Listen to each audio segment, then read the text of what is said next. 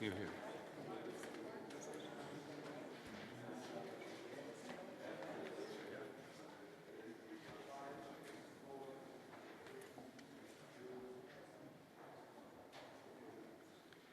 Ladies and gentlemen, and friends of democracy and freedom, we are so humbled to be here in this historic room in this historic city of Nuremberg.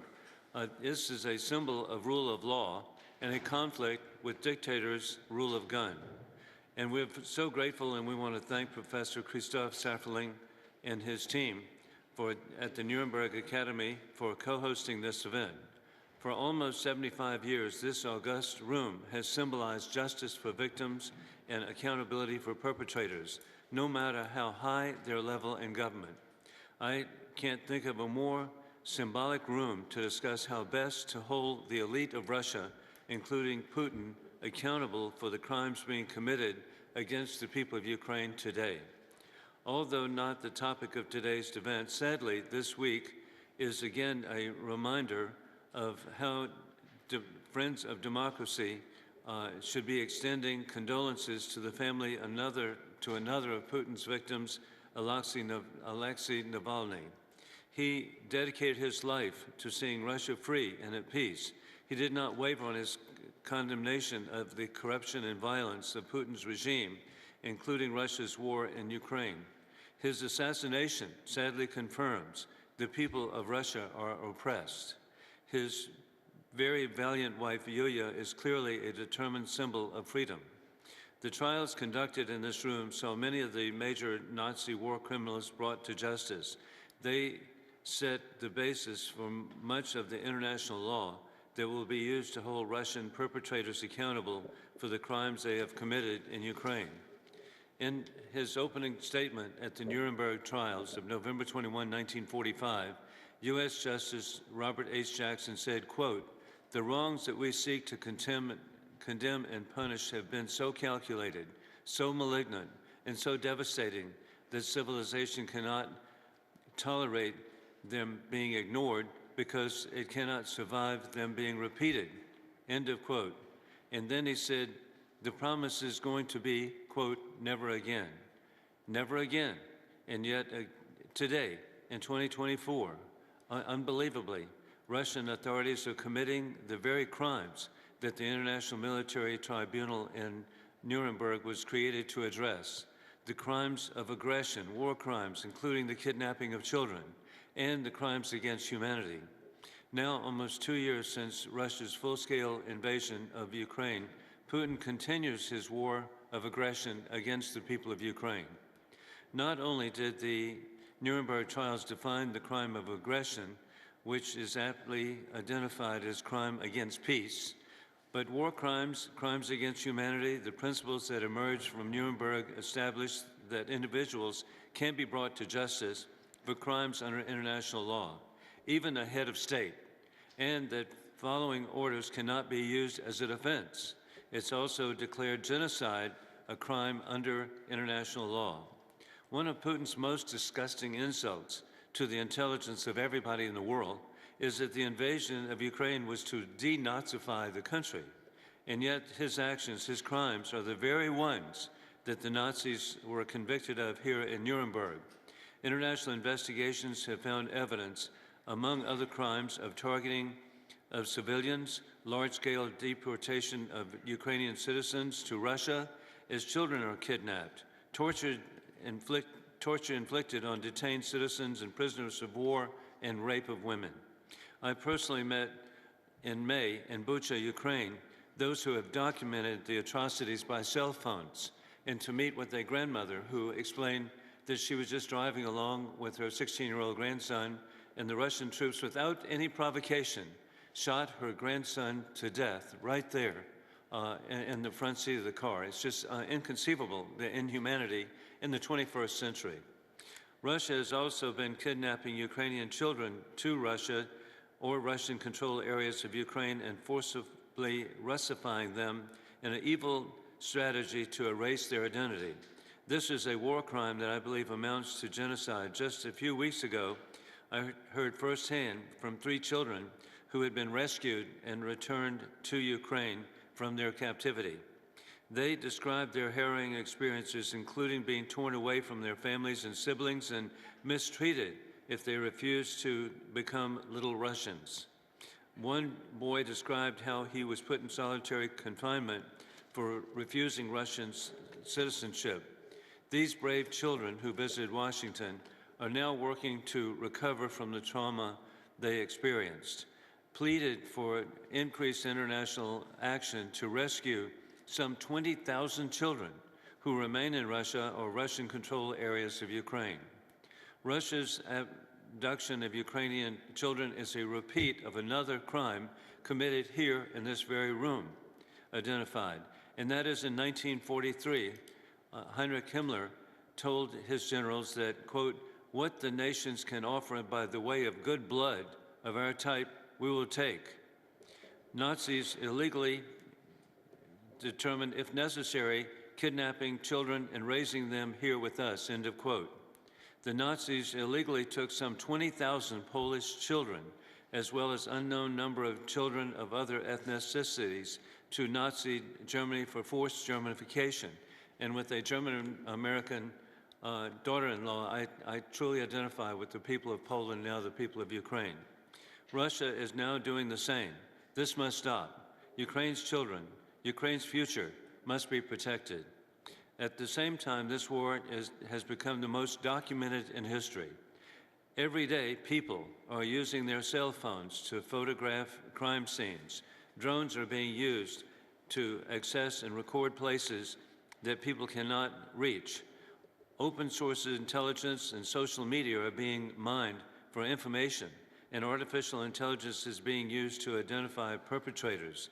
This evidence will be crucial in holding Russian authorities to account. Facial recognition will actually confirm perpetrators, and the chain of command will be able to identify at trial who is responsible. We've never had a cell phone war, but we've got one today, and every individual in the world has an opportunity to record the atrocities being convicted and committed. It is clear that we do not hold the Russian people in general responsible for the crimes of their government or the military. The Navalny assassination confirms that it is the Russian people who are first oppressed, and then from that oppression comes aggression. We must bring to justice all perpetrators of the heinous crimes being committed in Ukraine today by Russian authorities, all the way up to Putin. And I personally consider him to be a war criminal, as determined by the International Criminal Court.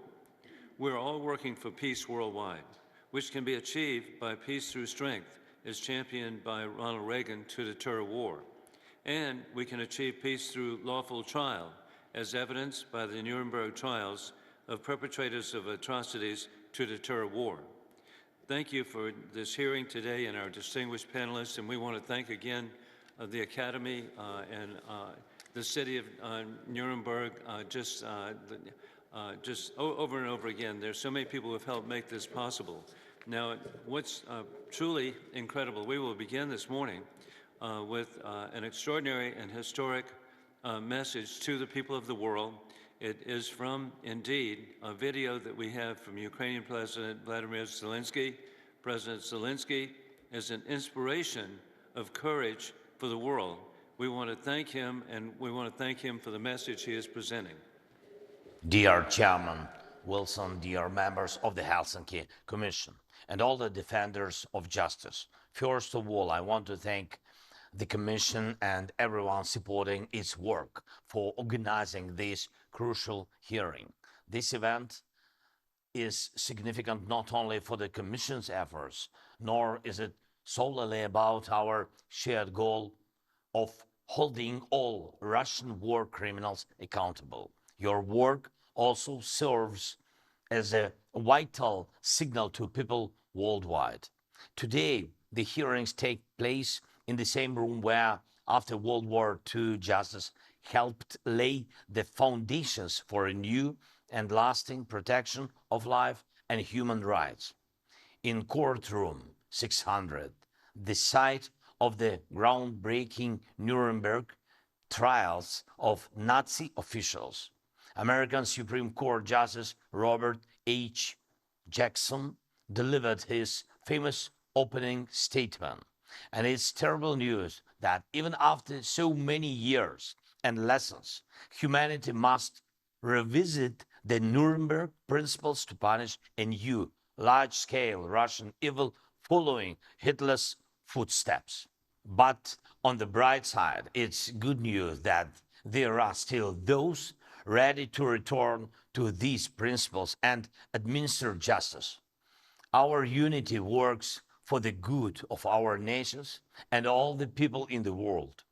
First, human rights fall, then wars arise. This is a fact, and it should become a universal truth that a real, honest, and reliable end to the war cannot happen without fully restoring justice for all those whose rights and lives have been shattered by the war. No war can be truly ended without bringing to justice those thugs responsible for sparking this war, killing and torturing, deporting children and adults, and who attempt to brutally extinguish the flames of freedom and resistance in occupied territories.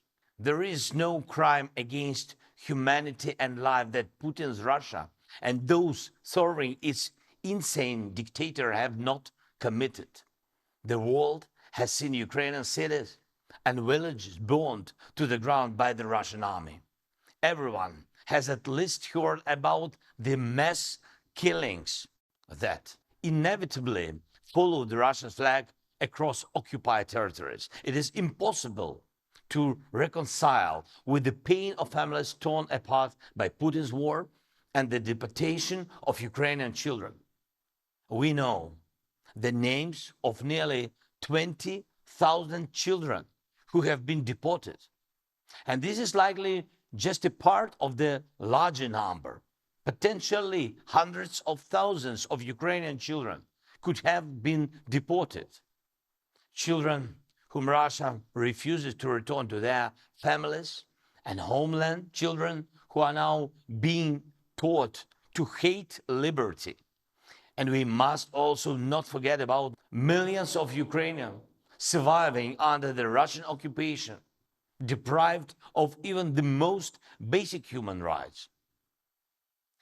Ladies and gentlemen, let there be no obstacles on the path to justice. Just as Nazism was condemned, Putin's state must face the same fate. He places himself alongside Hitler, justifying his actions in the Second World War. He's trying to plunge the entire free world into the same suffering he has brought to Ukraine and our people. Various nations have united to help stop Russia's aggression. And I thank every nation, every leader, and all political figures worldwide who are helping to protect Ukraine. You are truly on the right side of history. At the same time, I urge everyone who can hasten the arrival of a real peace, a peace that will free all Ukrainians from Russian domination across our entire land. A peace that, like after World War II, will be based on condemning the war criminals and their ideology.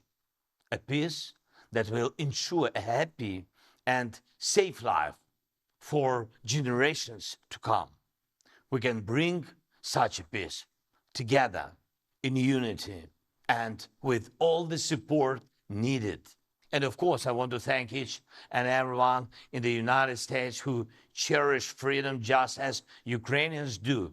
And Mr. President Biden and the administration and everybody in the US Congress who helps, and to all our partners worldwide. Thank you for your determination.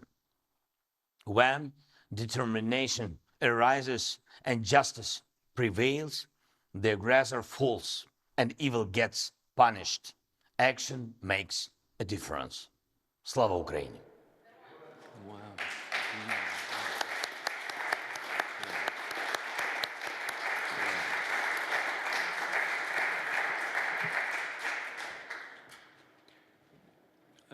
Again, how historic to be here with you and with President Zelensky.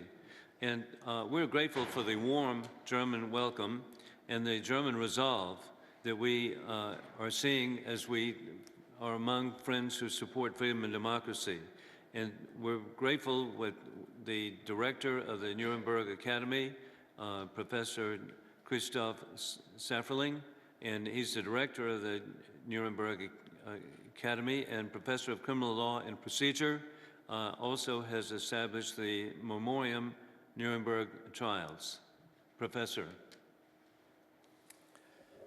Dear Mr. Chairman, Senator, members of Congress, members of German Parliament, Excellencies, ladies and gentlemen, I'm very, very pleased to welcome you, our dear friends from the United States of America, to the International Nuremberg Principles Academy. I'm very honored to be in a position to co-host this hearing, this meeting of experts on the horrible situation that we have seen now for 2 years going on in Ukraine. My name is Christoph Safferling. I'm the director of the International Nuremberg Principles Academy. And the main mission of this academy is to promote the Nuremberg Principles. And Nuremberg Principle number 1 is there is no impunity for international crimes. And I like to connect to Chairman Wilson's reminding us of Justice Jackson's opening remark spoken here in this room on 21st of November 1945.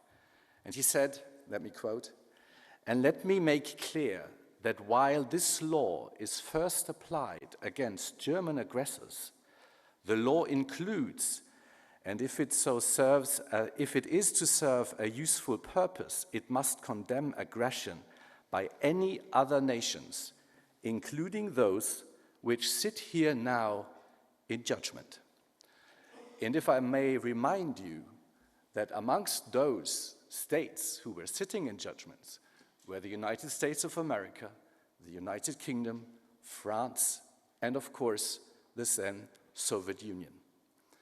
So it's my pleasure also from this room, from this lectern here, to remind Russia of its obligation to fulfill the promise of Nuremberg, the promise that it was part of then.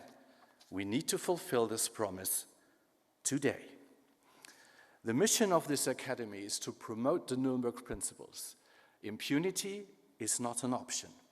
Our support is for Ukraine in its fight against the aggression and its urge for freedom and democracy. The Academy does this by capacity building programs, and indeed only a couple of weeks ago, from the National School of Judges, there were 20 judges from Ukraine here in Nuremberg for a week, and we discussed together with German judges and other experts the difficulties that they have in prosecuting war crimes. Amongst the mission of this academy is also to be and have this place as a place of discussion on modern problems of international criminal law, to provide a forum. And we have done so last year in May, when with the Nuremberg Academy lecture, we had Klaus Kress, a distinguished colleague from the University of Cologne, to talk about the crime of aggression and how it can be prosecuted with regard to Vladimir Putin and the aggression of Russian Federation against Ukraine. And the outcome of this event in May 2023 was the Nuremberg Declaration on the crime of aggression.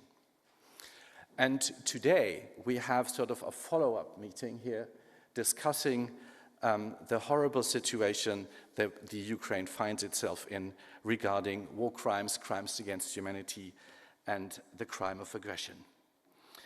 So, my dear friends, I'm looking forward to this excellent panels with those distinguished experts that we have invited, and I'm very grateful for all of those who have come to Nuremberg to discuss the pressing issues together with us. And let me remind you once more, Nuremberg Principle number 1, impunity for international crimes is not an option. Thank you so much.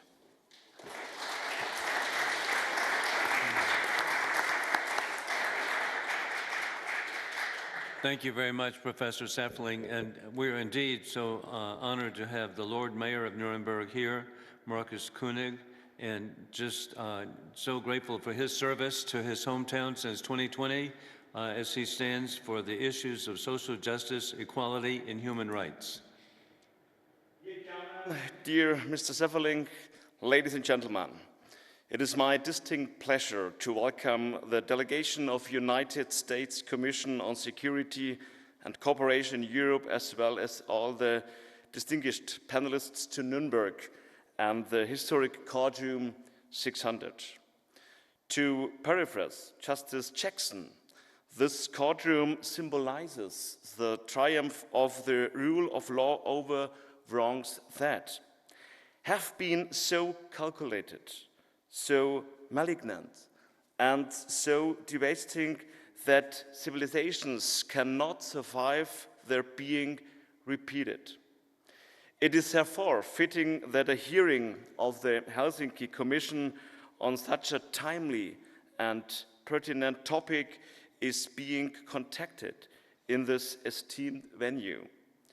The United Nations has described the atrocities committed by the Russian Federation, its leadership and soldiers in Ukraine as a catalogue of cruelty. The international community has a responsibility to gather evidence of this cruelty and to hold the perpetrators accountable for inflicting this unimaginable cruelty on a peaceful nation and its innocent people. That such a distinguished body as the Helsinki Commission is exploring how international law can be challenged to further such accountability is an admirable initiative. The Nuremberg's legacy and its promise can be a worthy guide in this context.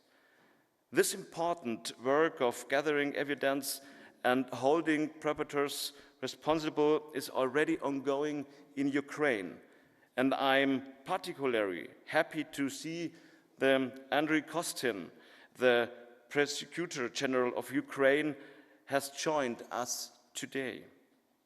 Germany is determined to comprehensively support our Ukrainian counterparts in this work. This is displayed by the important presence of Dr. Lars Otte, the Deputy Public Prosecutor General of Germany, whose office is doing indispensable and crucial work in this regard. I would also like to extend a special welcome to all the others distinguished panelists who are involved in this special event. This event is being held in cooperation with the International Nuremberg Principles Academy. Only a decade after its establishment, the excellent work of the Nuremberg Academy has played a significant role in keeping alive the message and the spirit of the Nuremberg principles. The Academy's work is helping aid the fight against impunity worldwide, as well as preparing the next generations to see the value and potential of international criminal law. As one of the Academy's founders, the city of Nuremberg is proud to continue supporting its multifaceted programs. I wish you all the best for the conduct of a successful event and welcome all again warmly to our city of Nuremberg. Thank you very much.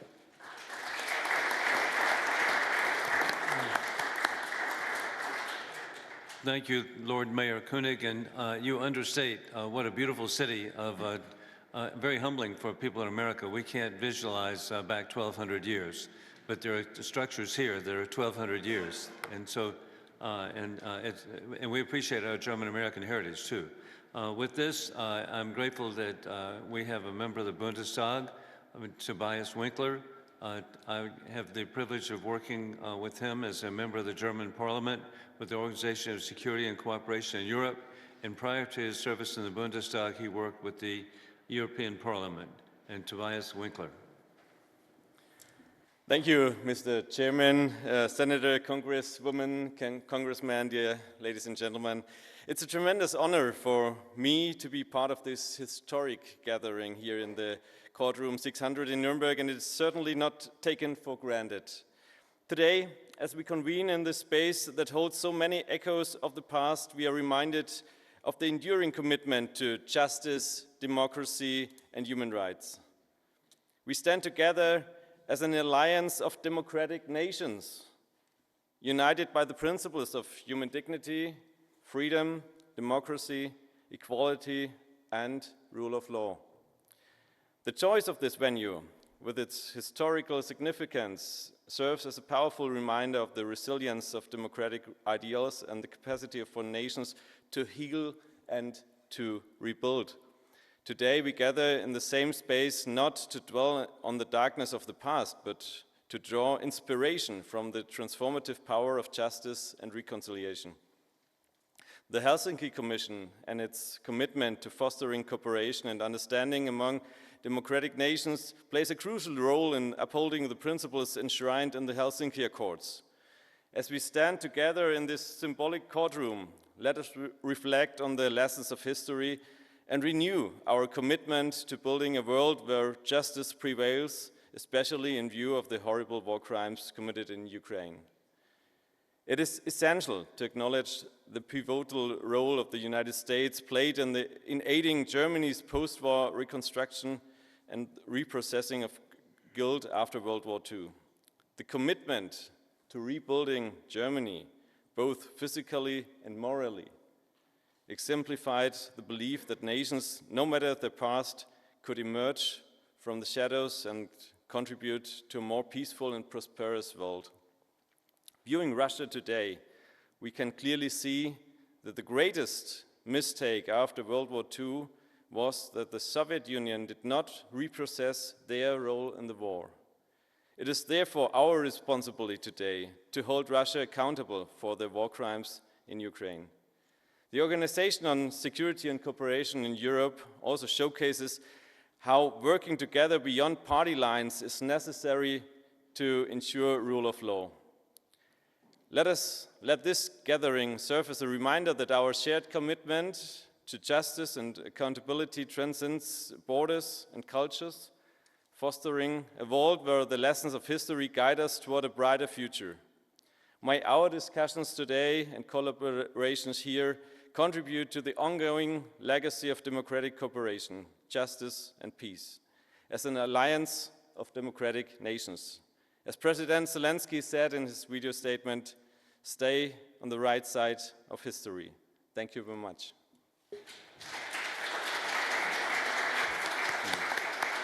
And thank you, Member of Bundestag Tobias Winkler. And we will conclude our welcoming comments with a video from Dr. Angelika Schlunk. She is the State Secretary of the Federal Ministry of Justice. And Dr. Schlunk. Be such a huge defeat for the basic idea and validity of international law that we must do everything we can to avoid it. Ladies and gentlemen, in the aftermath of the Second World War, a new era of international criminal law was created with the criminal prosecution of Nazi atrocities in this very city where you are gathered today at the Nuremberg trials. The statute of the International Military Tribunal standardized elements of crime that had not previously existed in international law, namely war crimes, crimes against humanity, and crimes against peace. On November 21, 1945, in the very courtroom in which you are currently sitting, the American Chief Prosecutor Robert Jackson affirmed that the new international criminal law on which the indictment was based must apply to everyone in the future. I quote, "And let me make clear that while this is first applied against German aggressors, The law includes, and if it is to serve a useful purpose, it must condemn aggression by other nations, including those which sit here now in judgment." End of quote.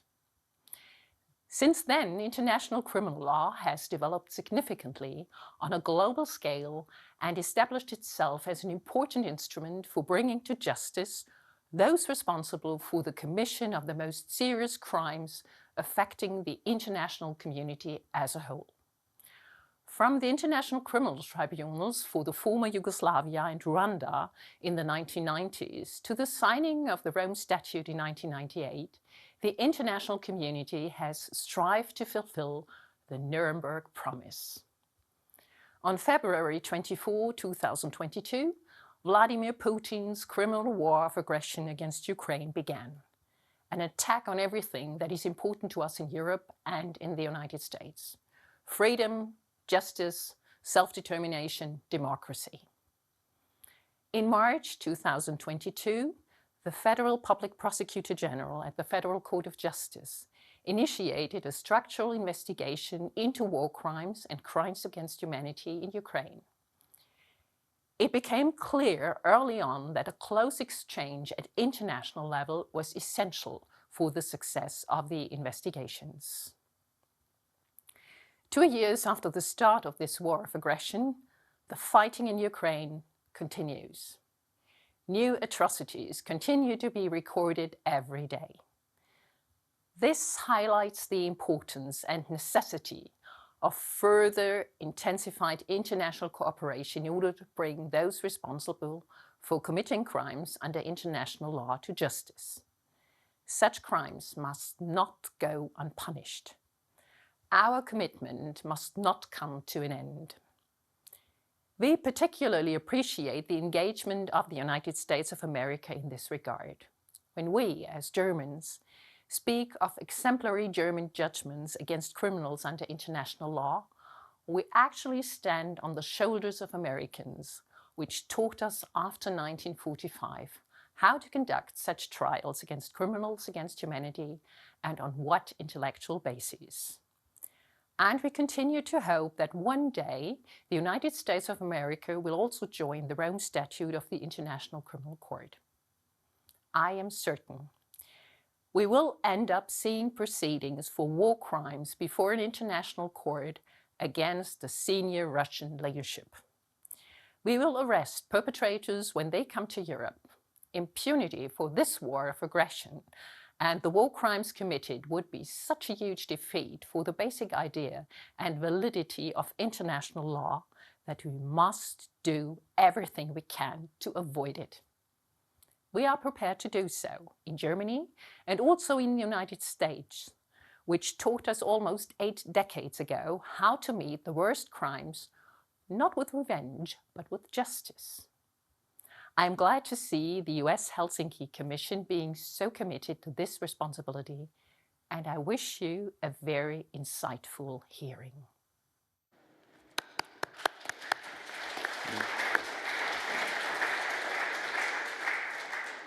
Thank you very much, State Secretary Schlunk. And as we proceed, the tradition that we have in the United States indeed are opening statements by members of Congress. And as we begin, I'd like to point out that it's very significant today that we have bicameral, that's a member of Senate and United States House of Representatives, bicameral, and then equally, but maybe more remarkably, in agreement, we have bipartisan, Republican and Democrat. And so it shows, again, the unity of the American people with the people of Germany for the unity with the people of Ukraine. And with that in mind, we're first going to have a recorded statement from Congresswoman Sheila Jackson Lee of Texas. And Congresswoman Lee has just been a real stalwart on behalf of the children of Ukraine. And in fact, she has offered a legislation in honor of Alexander Ivanov, who was the 16-year-old who was murdered in the front seat of the car being driven by his grandmother, which is beyond imagination that something that evil could occur at random. And then she will be giving a pre-recorded audio and unable to be here. But then we're so fortunate we will have Senator Tom Tillis of North Carolina, who has been a leader in the U.S. Senate to achieve 70%. That's pretty good in support of the funding for the people of Ukraine, Israel, and Taiwan. Additionally, we're grateful to have Congressman Doggett, a Democrat member of Congress from the state of Texas, and then a real superstar we have with us, Congresswoman Victoria Sparks. She was born in the USSR, and she was born in Ukraine, and then moved to Indiana, and we're really grateful now serves the people of Indiana in the U.S. Congress. We could tell you we're united. Well, she's living proof. Additionally, we're so fortunate to have Dr. Andy Harris of Maryland. Dr. Harris is a co-chair of the Friends of Ukraine caucus in the U.S. Congress, which is bipartisan again, and so supportive of the people of Ukraine. So we will first hear from Congresswoman Sheila Jackson Lee of Texas. Greetings, I'm Congresswoman Sheila Jackson Lee, a member of the Ukrainian caucus in the United States Congress, and as well a participant in the OSCE. It is an honor to speak before you at such a historic event. I would first like to thank Chairman Wilson and Co-Chair Cardin for putting together this remarkable and historic program. For the first time, Courtroom 600 at Nuremberg's Palace of Justice is being used to tell the story of the modern-day millions of Ukrainians who have fallen victim to the atrocities of Vladimir Putin. It is fitting that this room was chosen as the place to discuss the Russian crimes against Ukraine's children, women, and children and civilians, because it was here that after World War II ended, Nazi war criminals, as they should have been, were brought to justice. In this room, in front of the International Military Tribunal, between November 20, 1945 and October 1st, 1946, leaders of the Nazi regime answered for the deadliest and most destructive war in human history, which claimed between 40 and 50 million lives and displaced tens of millions of the people that were loved by their loved ones. Today, the world is facing a similar threat. February 24th will mark 2 years since Russia launched an unprovoked and premeditated war against Ukraine. I was here in the region with the OSCE in Lithuania, and we had hoped, and yes, even prayed, that the war would not take place, that the attack would not take place. But yet, in an attack on democracy and a grave violation of international law, global peace, and security, Russia did attack violently, vehemently, Ukraine. According to the United Nations Refugee Agency, as of January 2024, there are an estimated 3.2 million internally displaced people in Ukraine, 5.9 million refugees from Ukraine globally, and 14.6 million Ukrainian people in need of humanitarian assistance. These reports are simply horrifying. I'm proud to be a voice for the voiceless and to shine a light on the atrocities committed against Ukrainians, in particular Ukrainian children, and to join with my fellow congressional colleagues in our outrage, in our committed, spirited advocacy that this will stop, and we will fight to protect the children. Ukraine's Office of the Prosecutor General has confirmed more than 17,000 cases of Ukrainian children abducted to Russia, but the numbers are likely much higher. Russia does not give us the facts, but they are known violently to steal these innocent, precious souls. The United States State Department has said it has reliable information that Russian authorities have deliberately separated Ukrainian children from their parents during so-called filtration procedures and abducted others from Ukrainian institutions before putting them up for adoption inside Russia, and estimates that the number may be as high as 260,000 precious souls stolen from their heritage and their families. This is only the first step in what appears to be a deliberate Russian policy. Once Ukrainian children arrive in Russia or in Russia-controlled parts of Ukraine, they are put into Russian orphanages. I would call them detention cells, jails, where they cannot get out and or communicate with any of their family members. Can you imagine the fear of these precious souls? After a short period, they are given Russian citizenship, and in May of 2022, Putin signed a decree streamlining the process for children to receive Russian citizenship and for adoption, really to the advantage of the Russian people and to Vladimir Putin, not for the safety of these children, not for the love of these children, but to take advantage of these innocent children who have no other out, no other refuge, no other way to address their pain. In Russian custody, Ukrainian children are subjected to re-education programs meant to Russify them, told that their parents no longer wanted them, and convinced that their future lies in Russia. Just think for a moment to be told as an innocent child that your loving parents that you remember from birth no longer want you, no longer care for you. How cruel, how venomous, how horrible. We must stop this. In addition, almost 2/3 of the country's children have been placed according to the United Nations, and disruptions to education may never be fully recovered. In this regard, I would like to recognize the Ukrainian government exceptional campaign to keep children linked to their schools by mobilizing the remote learning infrastructure built up during the COVID-19 pandemic, as well as the many European countries which have opened their schools to Ukrainian refugee children. Children and their families need support to deal and to heal with the trauma they have experienced.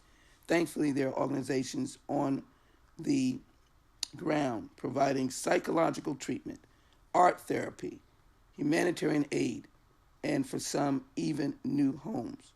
We all need to support such programs and to act now to ensure their continued action and expanded reach. The longer children go without receiving treatment for their trauma, the longer it will take to heal them, and they will turn into broken adults, wondering why they were abandoned and why they were left without love and nurturing. We so appreciate the passion of Congresswoman Sheila Jackson Lee for the children of Ukraine.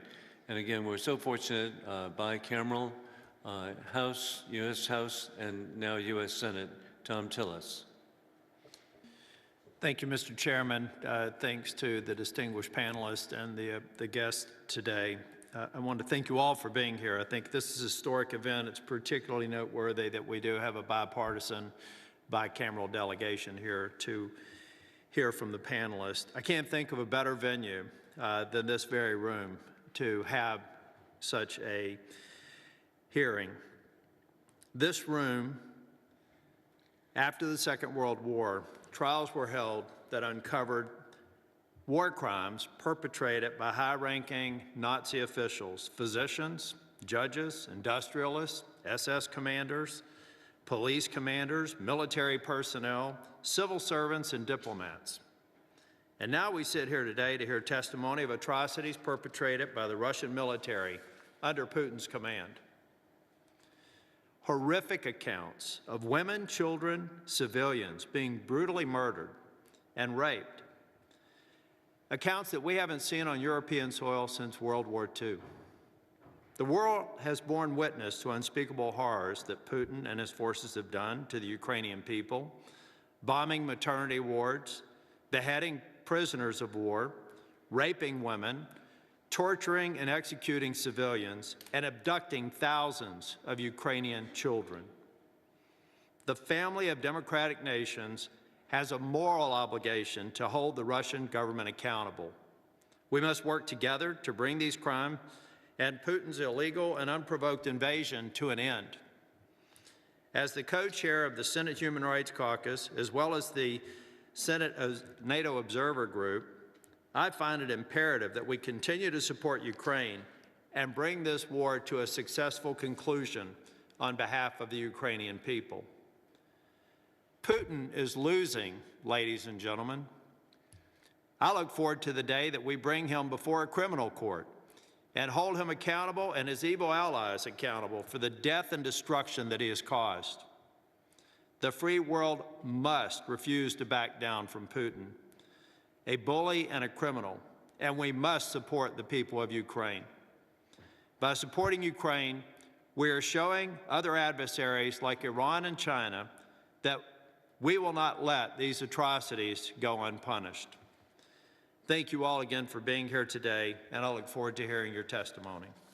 Thank you very much, Senator Tillerson. And indeed, he lives up to what he says, and that is that he was such a leader to receive the 70 votes in the U.S. Senate, 70% on behalf of the funding for the people of Ukraine, and now a leader on the Democrat side in the U.S. House, where we are confident that we will have over 300 votes when we get to a vote in favor of the funding. Congressman Lloyd Doggett of Texas. Thank you very much, Mr. Chairman. I have a particular respect and reverence for this courtroom, especially from my personal years in black robes serving as a justice on the Texas Supreme Court before I came to Congress. Accountability, equal justice for all is so crucial to preserving human rights, the rule of law, and basic human dignity. We know that in this very place, evil was on full display. It is an important setting for our two panels that a measure of accountability was achieved in this room. The gravity and the somberness with which we approach the war crimes committed by Russia in Ukraine draws awful parallels to what happened 8 decades ago and the measure of justice obtained here. We recall the international criminal principles that were firmly established as a result of the proceedings that occurred in this room. They were largely respected, at least in Europe, for decades, with the notable exception of Milosevic and the Balkan Wars.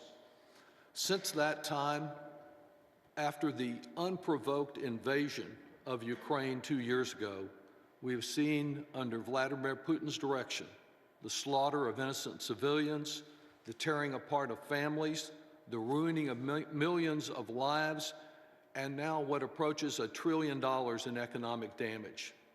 As a father and grandfather myself, I am particularly horrified by the thousands of children that have been forced from their homes and sent to Russia, to Russian-controlled areas of Ukraine for so-called Russian re-education, which bears too great a similarity to the thousands of Poles and other Europeans that were brought by the Nazis, kidnapped here to be Germanized.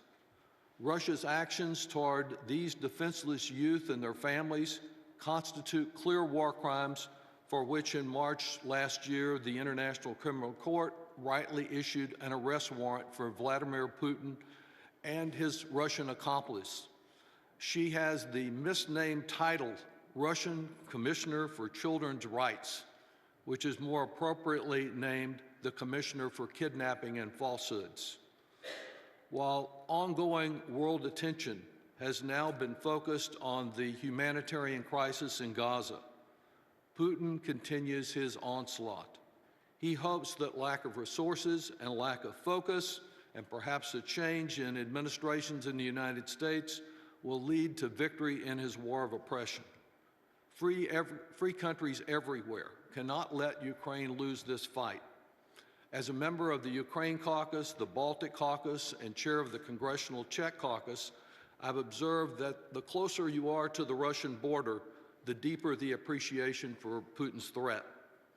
The rest of us, though, must not be distracted or misguided by the notion that distance provides us defense. Especially in this modern world, geographic distances and oceans offer little protection from the threat of a tyrant. Authoritarianism is clearly on the rise. Its leaders continue to promote lies and false narratives as they seek ways to divide us in the West and destabilize democracy. As our gathering in this historic courtroom indicates, it is certainly not enough to simply catalog crimes. We must demand accountability and justice. I look forward to hearing from the distinguished panel. We know that Nuremberg represents accountability in world history, but not many miles from here in Munich in history, there's the symbolism of appeasement. There, in the name of peace in our time, the right and protection to the small country of Czechoslovakia was abandoned with no positive results, only to provoke war. Now is the time to reject the appeasement caucus within the United States Congress and within many countries in the West, and to say yes to freedom. We must unite on a bipartisan basis to provide the immediate military assistance that Ukraine needs, and then ultimately to bring to justice the war criminals that continue to wreak havoc in Ukraine today. I yield back. Thank you very much, Congressman Doggett. And again, to see Democrats and Republicans come together, and then remarkably how fortunate we are in the U.S. Congress to have a Ukrainian American serving with Victoria Sparks from Indiana. Thank you, Mr. Chairman. Thank you, my colleagues, and thank you for, people present in the audience, and really for Germany, and have us in this historic courtroom, but also in these historic times. And I'm going a little bit deep in times and really say, what are these times about? You know, Ukraine been on the front lines of between West and East for a very long time, starting with 19th century, where Kiev and Rus were the center of a civilized world with Byzantine Empire and of Western values. And this is extremely important because this is the values of individual freedoms, of rule of law, a rule of reason, versus the values of hierarchy, oppression, and barbaric approaches to governing. And unfortunately, since that time, Ukraine was a battleground for these values. Unfortunately, Russia, with Putin regime, went back into dark ages. Unfortunately, opportunities that could have made Russia in a civilized society were not taken by the government of Russia, and they decided to continue with oppressing and killing and demonizing and really just destroying a lot of lives of people. So I want to talk a little bit about the last century. The suffering that Ukrainian people went through in their fight for freedoms were very significant. Look what happened after the revolution. A lot of Ukrainians were tried to force into collective farms. Their lands were taken away. A lot of them were sent to die, and a lot of them died. What's happened during World War II? A lot of Ukrainians were killed, brought to slavery. A lot of Ukrainians were shot, and their families were destroyed if they, were trying to support, including Jewish people within the country. So the suffering of the countries didn't stop. Under Stalin, under Hitler, under communist regime, under Soviet regime, Ukrainians been killed. But Ukrainians have been fighting for centuries for freedom, for individual freedom, not to be under dictatorship, not to be run by KGB or FSB, or not to be run by dictators, but be freedom-loving people and have a freedom of religion and rule of law. And that's what this fight is about. This fight is about the values. Is West going to support and fight for the values of freedoms, a West is going to lose to philosophies of oppression. And if Ukrainian people fail, it's going to be a failure to us as a Western civilization. If we're not willing to succeed and stand up for these principles, we're going to go into dark ages where we're not going to be governed by the principles of democracy, rule of law, and freedoms. So I'm happy to see that we have, bipartisan and bicameral group of people coming from the United States, but I would like to see us as a West and countries that believe in that, including Germany, to be able to have a serious discussions. Are we going to embrace freedom? Are we going to fight for our Western philosophy, or we're going to fail? And I don't think that's something that we can afford. Too many people died for our freedoms. And a lot of Americans came here to free Europe, and Americans will stand for freedom and around the world, and we'll be dealing with our domestic issue because America has to be strong internally and America will be strong externally. So thank you for being here. I think that is a joint conversation and we need to find solution, but we have to succeed and win in this war against evil. Thank you. Thank you very much, Congresswoman, and I don't mind being repetitious. We have a daughter of Ukraine serving in the U.S. Congress. What better way to show the love and affection that we have for our Ukrainian friends and how we want the best for the people of Ukraine. And then a leader in the Ukrainian Friends of Ukraine caucus in the U.S. Congress, Dr. Andy Harris of Maryland. Thank you very much, Mr. Chairman, for yielding me time for an opening statement. First, I'd like to thank you, Mr. Chairman, for holding this field hearing today. 4 years ago, Senator Roger Wicker held the first Helsinki Commission hearing outside the United States. It was held in historic Gdansk. That hearing was entitled Baltic Sea Regional Security. I was privileged to attend that hearing as well. How prescient that hearing was of the regional security issues that might follow. Culminating in February of 2022, not in the Baltics, but further south at Ukraine's northern and eastern borders. Mr. Chairman, it is fitting that you hold this second Helsinki Commission hearing held outside the United States, here in this historic courtroom, to once again take testimony, now not only about the threat of Russian aggression to its neighbors, but now of the potential of war crimes having been committed. Second, I want to thank the International Nuremberg Principles Academy for hosting this hearing. President Zelensky, in his opening video statement, outlined much better than I could the importance of this venue. With regards to this morning's hearing, it's important that we hear from our panels about the forced transfer and re-education of children, depriving both the children as well as their parents or families of a basic human right.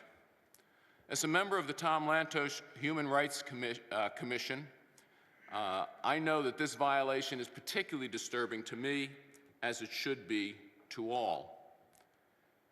As we will hear this morning with regards to what is occurring in the Ukraine war, the Organization for Security and Cooperation in Europe conducted its Moscow Mechanism investigation last year and concluded that international humanitarian law was indeed violated, and in certain cases, war crimes were committed. On this latter point, this morning's hearing will have great importance in shining light on that important distinction. Again, thank you, Mr. Chairman, and I yield back. Thank you very much. Thank you for reminding us of the prior hearing. And gosh, in the meantime, who would ever imagine that in the region that now Sweden and Finland are part of NATO, the security is actually being established. I'd like for the panelists to please, the distinguished panelists to please take their seats. And we are so grateful to have with us extraordinary individuals who stand for freedom and democracy. We first have from the Ukraine Prosecutor General, Andrei Kostin. Mr. Kostin was appointed to his post in 2022, and prior to that he served as a member of the Rada, the Parliament of Ukraine, and he is an attorney and was in private practice before his government service. And then we want to also welcome Veronica Bildkova, please, so happy to have you here, who is the head of the Center for International Law at the Institute of International Relations in Prague, Czech Republic. She has served as an expert on two of the most recent invocations of the OSCE Moscow mechanism, most recently to investigate the forced transfer and Russification of Ukrainian children kidnapped by Russia. And then we're so grateful to have Roxalana Kinko, who is the director of the Ukraine Archives under the non-governmental organization Nuremberg, which helps human rights defenders effectively use digital documentation in support of justice and accountability. She has been conducting research and analysis for a focus on Ukraine and Eurasia since 2014. Sadly, the invasion of eastern Ukraine, where 10,000 people were killed at that time, that so sadly has been overlooked. And finally, we have Roman Aramenko, who is the executive director of the, again, non-governmental organization Truth Hands, which has been documenting war crimes since 2014. And he also collects and analyzes evidence for the purposes of the International Criminal Court and other domestic international justice mechanisms. In the tradition of hearings, we will each stick to 5 minutes from each of our panelists, which is going to be strictly enforced by somebody who's above reproach, Janice Hellwig. And so Janice will be maintaining the 5 minutes, and so that each person, and then we have the opportunities for the questions from something that's got to be re-emphasized, and that is bicameral, Senate and House of the United States Congress, and bipartisan Republican and Democrat of the U.S. House of Representatives. This is such an indication how each one of you is so important. And we now proceed with the Prosecutor General, Costin. Thank you. Thank you, dear Chairman Wilson, respectful members of the Commission, distinguished audience. Today we gather in a courtroom that witnessed the greatest trials in history. What happened here became a warning for war criminals. It institutionalized the first international legal shield for all of humanity. These outcomes were probably one of the greatest accomplishments of the Western society.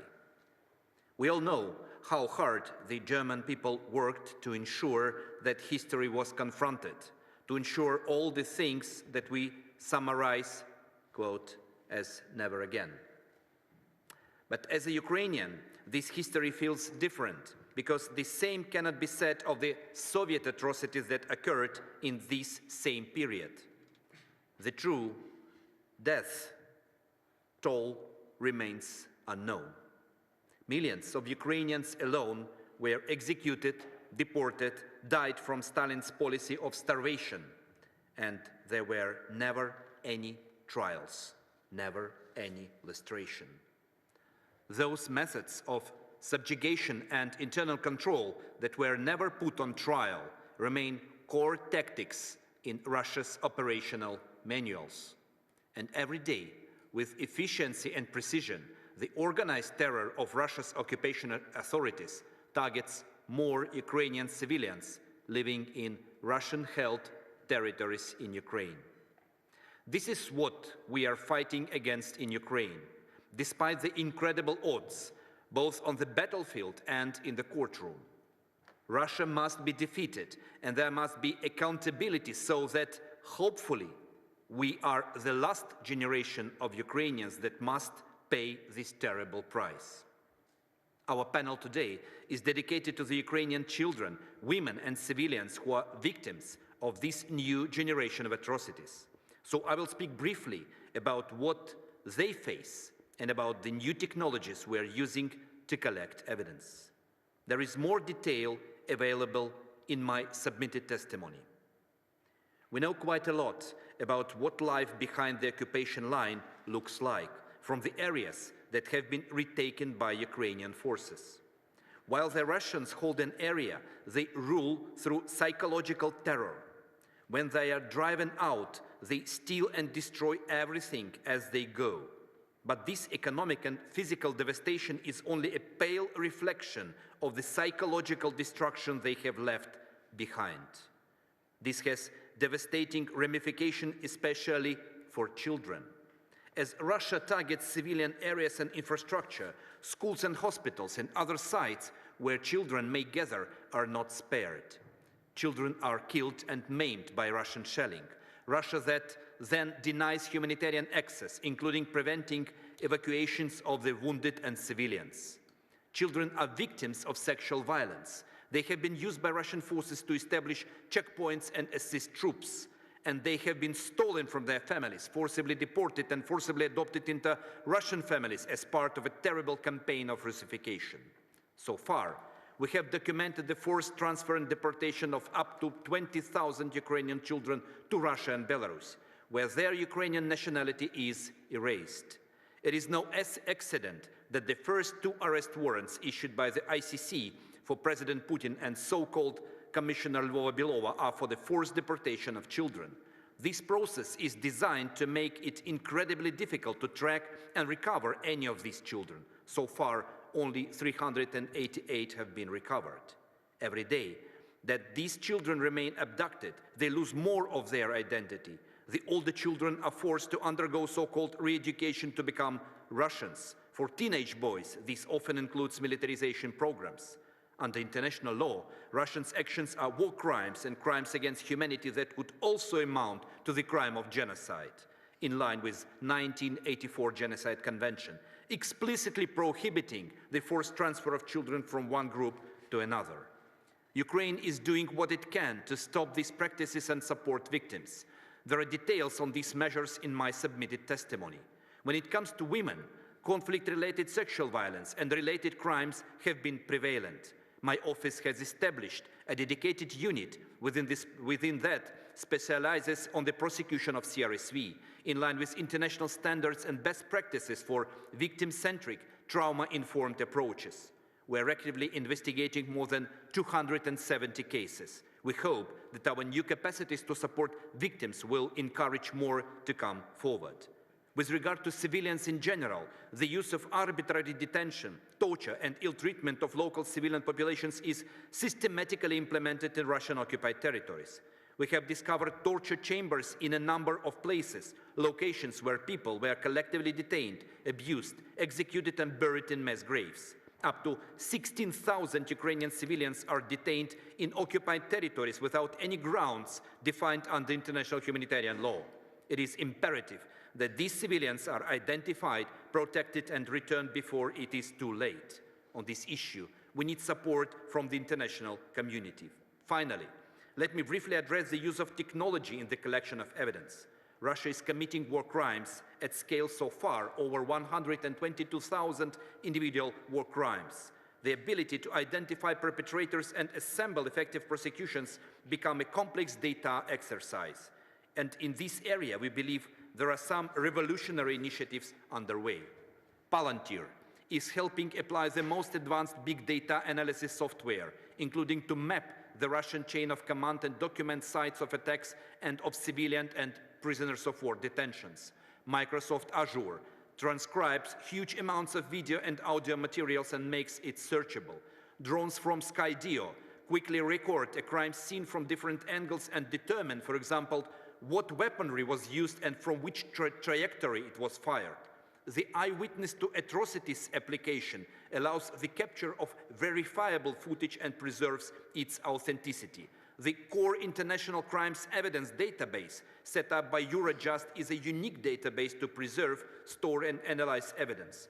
My office is also developing a central automated case management system integrating prosecution and law enforcement agencies with generous support of the European Commission.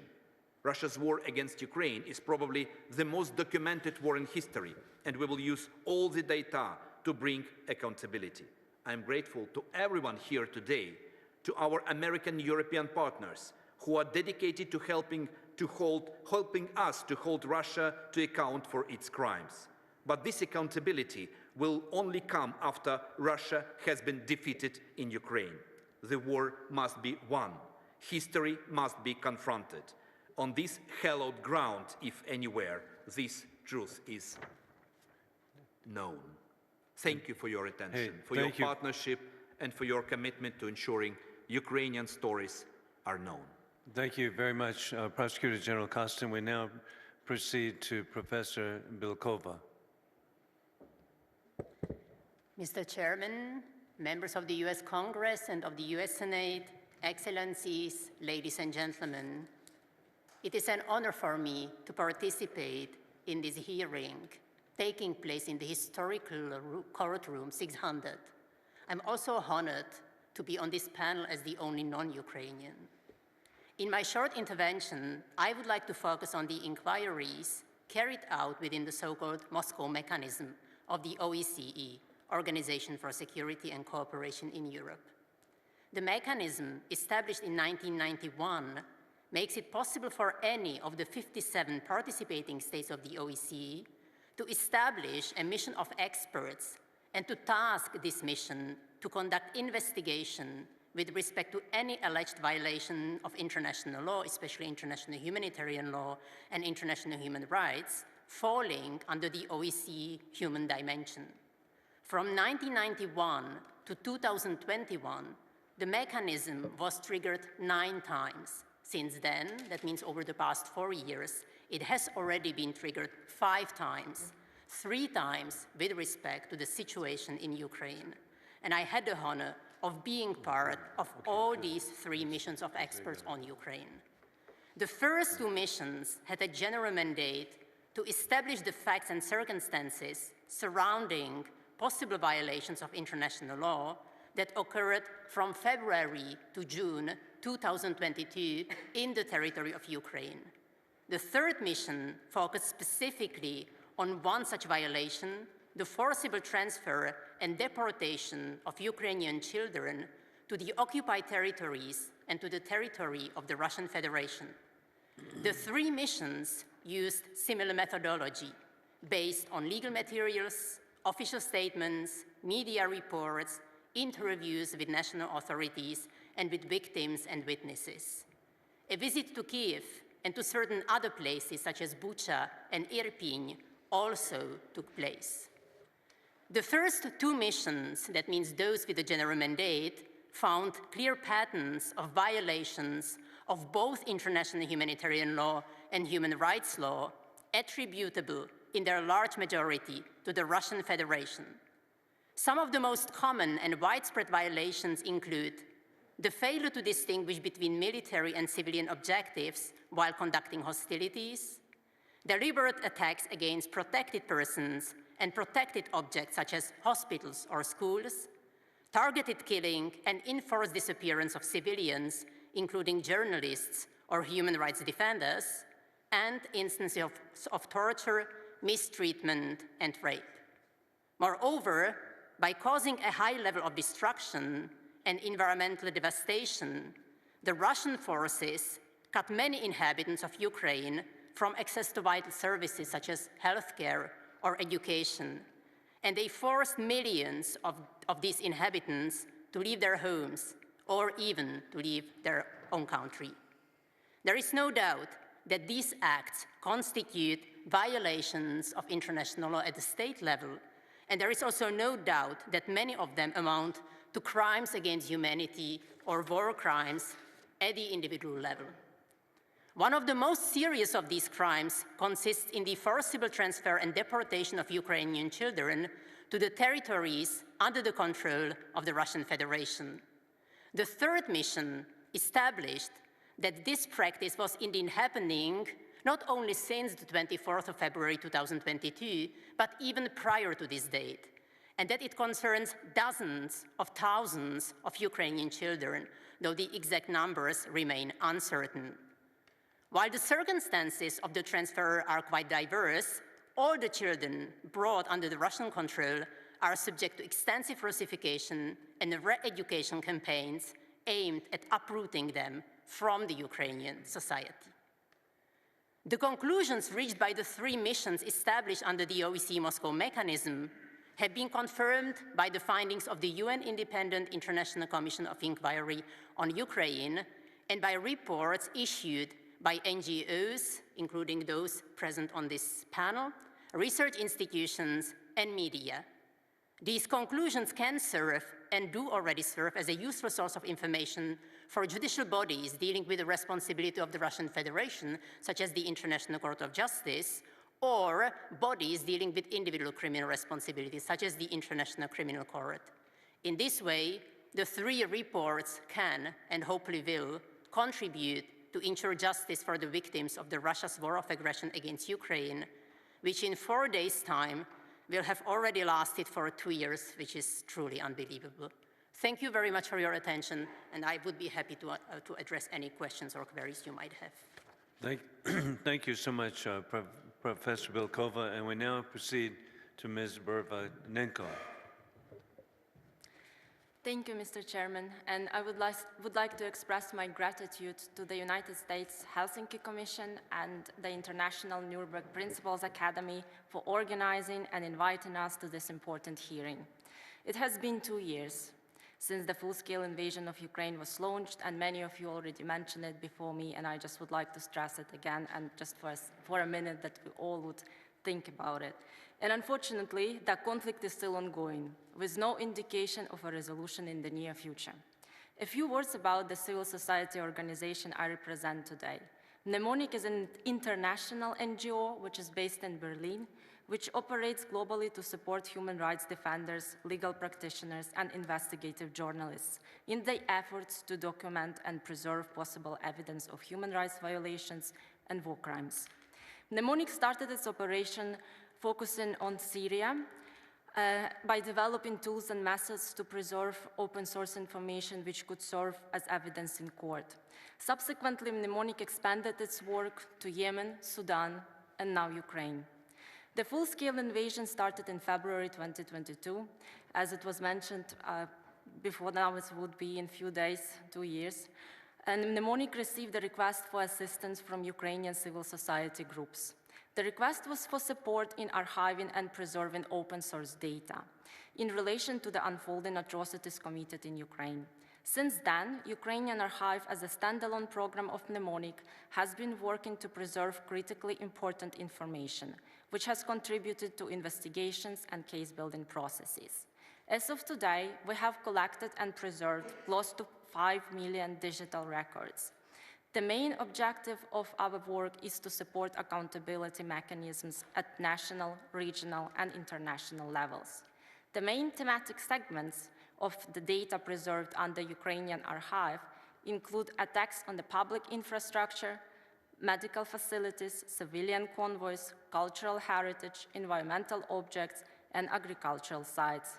The monitoring and collection of this information is a collective effort involving Ukraine 5 AM Coalition, and we have another representative of Ukraine 5 AM Coalition here today with us through sounds, and then another certified organization as of today. Bellingcat, the Conflict Environment Observatory, and Global Rights Compliance, in particular Starvation Justice Team. Key sources of information collection in the context of Ukraine include Telegram, YouTube, Twitter, nowadays X, Facebook, as well as relevant websites, which include publicly available testimonies by witnesses and victims. The preservation and archiving of such online content are crucial because it might be deleted rather quickly due to the various reasons. This information we gather is collected and preserved in compliance with the Berkeley Protocol on Digital Open Source Investigations. The Berkeley Protocol on Digital Open Source Investigations sets out the professional standards that should be applied in the identification, collection, preservation, analysis, and presentation of digital open source information and its use in international criminal investigations. Open source information is an information that any member of the public can observe, purchase, or request without requiring special legal status or authorized access. The digital records have been preserved on the Mnemonic platform in evidentiary manner, which includes the available information on chain of custody and the metadata of each record, such as date and time, and if available, location of uploading. Upon request from investigative authorities, relevant information has been shared in the form of search memos containing preserved data and investigative reports, which provide a comprehensive analysis of the incident, including the indication of the impact of the attack and, if possible, identifying potential responsible party for the attack.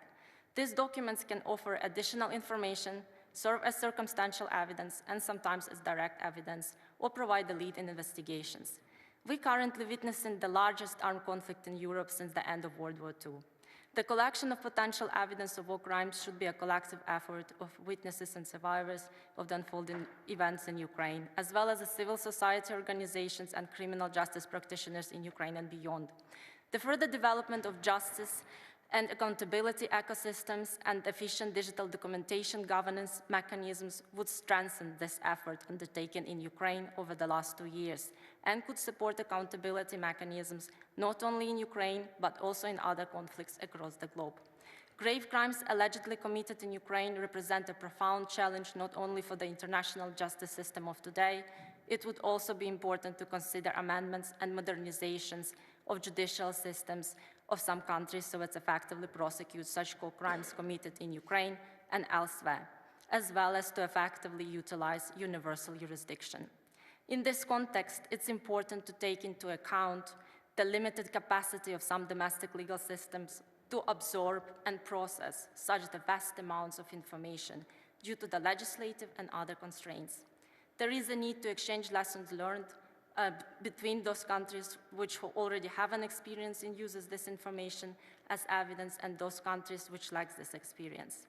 These countries also need assistance in building up their digital infrastructure and setting up workflows which are essential for resources allocation and technological development, including within the civil society.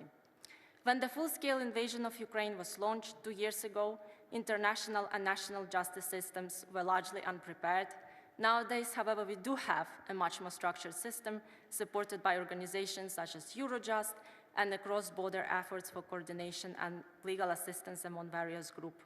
The next big question, which has arisen in many accountability fora, is how efforts such as mnemonics, large-scale data preservation, can be processed and utilized in the most efficient manner. The key questions we should ask in this regard include: who should ultimately govern this data? What is the most effective way to process publicly available information? And finally, how can we best record the story of Ukrainian people and sufferings they have endured? We shouldn't underestimate the value of open source information and its important role in ensuring accountability for war and other serious crimes. For instance, preserved open source information, machine learning systems, and AI can help identify attack patterns. These tools can also support efforts in countering mis- or disinformation. In addition, facial recognition, open source tools can support efforts to locate missing persons, in particular deported children. To conclude, I would like to say that even if justice is often a long and complex process, it is our common responsibility that the core international crimes, including the crimes of aggression, should not go unpunished. And with that, I would like to thank you for your attention and would be happy to address any questions you might have. I yield back, Mr. Chairman. Thank you very much, Ms. Burbanenko. And now we proceed to Mr. Avramenko. Thank you, Honorable Chairman Wilson, respectful members of the Helsinki Commission, ladies and gentlemen. It's an honor to be here among the people who dedicated themselves to serve the idea of the accountability for international crimes. We all realize how challenging it can be to stick to the commitments when the results are not guaranteed and lay way ahead of us. When despite the enormous numbers of crimes revealed, there are many more to discover. This is true for many types of crimes. However, the cases of the conflict-related sexual violence are the most underreported. Now, when more than a year has passed after the occupation of several Ukrainian regions, people started talking about what happened to them while they were under Russian control. More and more women and men who survived CSRV are feeling they are finally ready to testify to the field workers of the CSOs and to the official investigators and prosecutors. Now my colleagues, documented in Chernihiv, Sumy, Kharkiv, Kherson, Mykolaiv regions, continue bringing new testimonies from the same settlements they have already been to numerous times. There's an example from my practice. Several days after Russian troops were expelled from my home region, I was interviewing a young woman in her 20s. She told me, as I thought, everything about what happened during the occupation, about the closed, overcrowded dungeon where Russian soldiers kept civilians. It was so hard to gulp in oxygen that several elder people died from the asphyxiation. That their children were constantly crying from hunger, about the execution of a civilian just for the phrase, "This is my land, I did not come to your home, you did come to mine." And only several months later, I got to know that the woman was repeatedly and collectively raped during the whole months of the occupation. We have to prepare ourselves that there will be more and more such eye-opening stories. And along with description of rape and humiliation, there will be stories of the harsh conditions the CSRV survivors continue to live in. The need for psychological and legal support, compensations to wage ruined lives, and of course, accountability. As a human rights defender, I shall speak not only from the perspective of combating impunity, but from the other aspect the whole international humanitarian law thing was created for, prevention of the international crimes from being committed in future. Unfortunately, with the level of propaganda and dehumanization of all Ukrainians in the eyes of Russian soldiers, the only way to achieve this goal would be giving to Ukraine all means to literally knock out the weapon from the hands of the aggressors. Because if they will have the weapons, they would blow the Kakhovka Dam, causing catastrophic consequences for the natural environment, put mines on the largest nuclear power plant in Europe, and seize more territory to erase Ukrainianness from the surface of rich Ukrainian soil. New sanctions should be imposed alongside with control of their avoidance. Russia is not able to produce even barrels for the rifles without foreign machinery. They can't make guided missiles without Western components. The reason why Russia still can produce everything it needs to continue aggression is the schemes of sanctions avoidance. Western manufacturers of weapons and dual-purpose products should be made responsible for the control of the logistics of their products to the end user. Russian nuclear giant Rosatom should be put under sanctions as well. It is responsible for the torture chambers where workers of Zaporizhzhia nuclear power plant are being abused, in violations of the principles of the UN Global Compact. Replacing Rosatom in emerging markets has a clear pro-human rights sense, limiting the earnings of businesses that profit from crimes, serving as an exemplary model for others, demonstrating Rosatom's unreliability as a partner for developing markets. Commission of international crimes is the method to wage wars for Russia, and it has rarely been strayed from this road. 2 weeks ago, together with Human Rights Watch and City Research, we presented a report describing how Russia devastated the city of Mariupol. The conclusions are clear. During the siege, 20,000 fresh and well-trained troops of Russian regular army besieged the city populated by 450,000 citizens. The garrison consisted of 4,500 US soldiers. Despite the proportion 1 to 100 between combatants and non-combatants in favor of civilians, Russian generals fought that battle as if they were in a playing field, and there were no civilians at all, and their homes. The city was bombarded with ground-based artillery systems, unleashing barrages that targeted entire neighborhoods.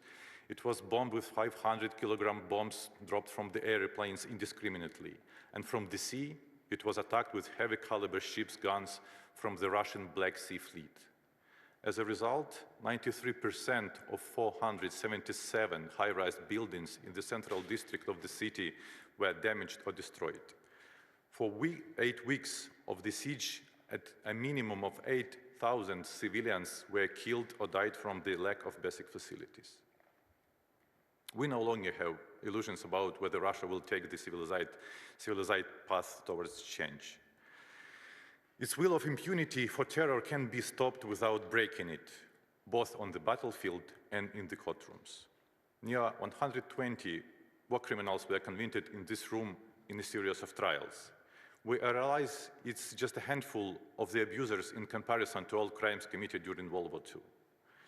With all our resources united, I believe we will be able to change this proportion in favor of justice. Thank you for staying committed. Thank you for your service. Thank you, Mr. Avramenko. And now we proceed to questions from members of the Senate, House. Again, I want to remind everybody, Republican and Democrat, together as we're here to support the people of Ukraine and bring justice. Ms. Burvanenko, I'm particularly interested in digital documentation. Sadly, we missed the tragedies of what occurred in Aleppo in Syria, where indeed the Russian directed mass murder occurred and destruction of that once beautiful city. And then February 24th, there was documentation in Bucha of the different atrocities that occurred. It was particularly sad to me going there later and seeing the actual scenes of the beautiful Orthodox Church, which was used as part of the grounds of where the killings occurred. It was horrifying because my previous experience that I've had in visiting Russia, Chelyabinsk is the sister city of my hometown, Columbia, South Carolina. A number of visits across Siberia and Russia, and East European Russia. I just am so sad for the people of Russia, but it's just horrifying. And they, in the documentation, it's for the world, but it's also for the people of Russia to know what's being done tragically in their name. Additionally, with October 7th, we saw the atrocities of the mass murder and the going from house to house of innocent civilians and the mass murder. And then I will never get over, and the documentation could be done of the German-Israeli Shani Luke, who was displayed, murdered on the back of a pickup truck, driven through the streets of Gaza, where she was just heinously, inhumanly displayed. But that's where the digital comes in. What recommendation do you have to every citizen on what they can do to help document, and how do they provide the information? Thank you so much for your question. And indeed, Ukraine and conflict in Ukraine is the most documented as of today. And every single citizen is responsible in terms of, especially if we're talking now in Ukraine or any other conflict on the globe, as the user-generated data, we can film, we can take an image, we can take a photo of some specific atrocities committing, and we are witnessing that, and then it would be very important to preserve the data. What I would like to stress here in my opening remarks, I mentioned the open source data. So for instance, if I were to witness some atrocities and I would film that particular missile attack, and then if I would upload it somewhere, let's say on Facebook, on Telegram, or any other social media platforms, that would immediately become open source information. And this open source information could be used potentially as at first as information and then as potentially as an evidence. Until I publish this particular data, this would be the closed source materials, and then there would be different rules apply.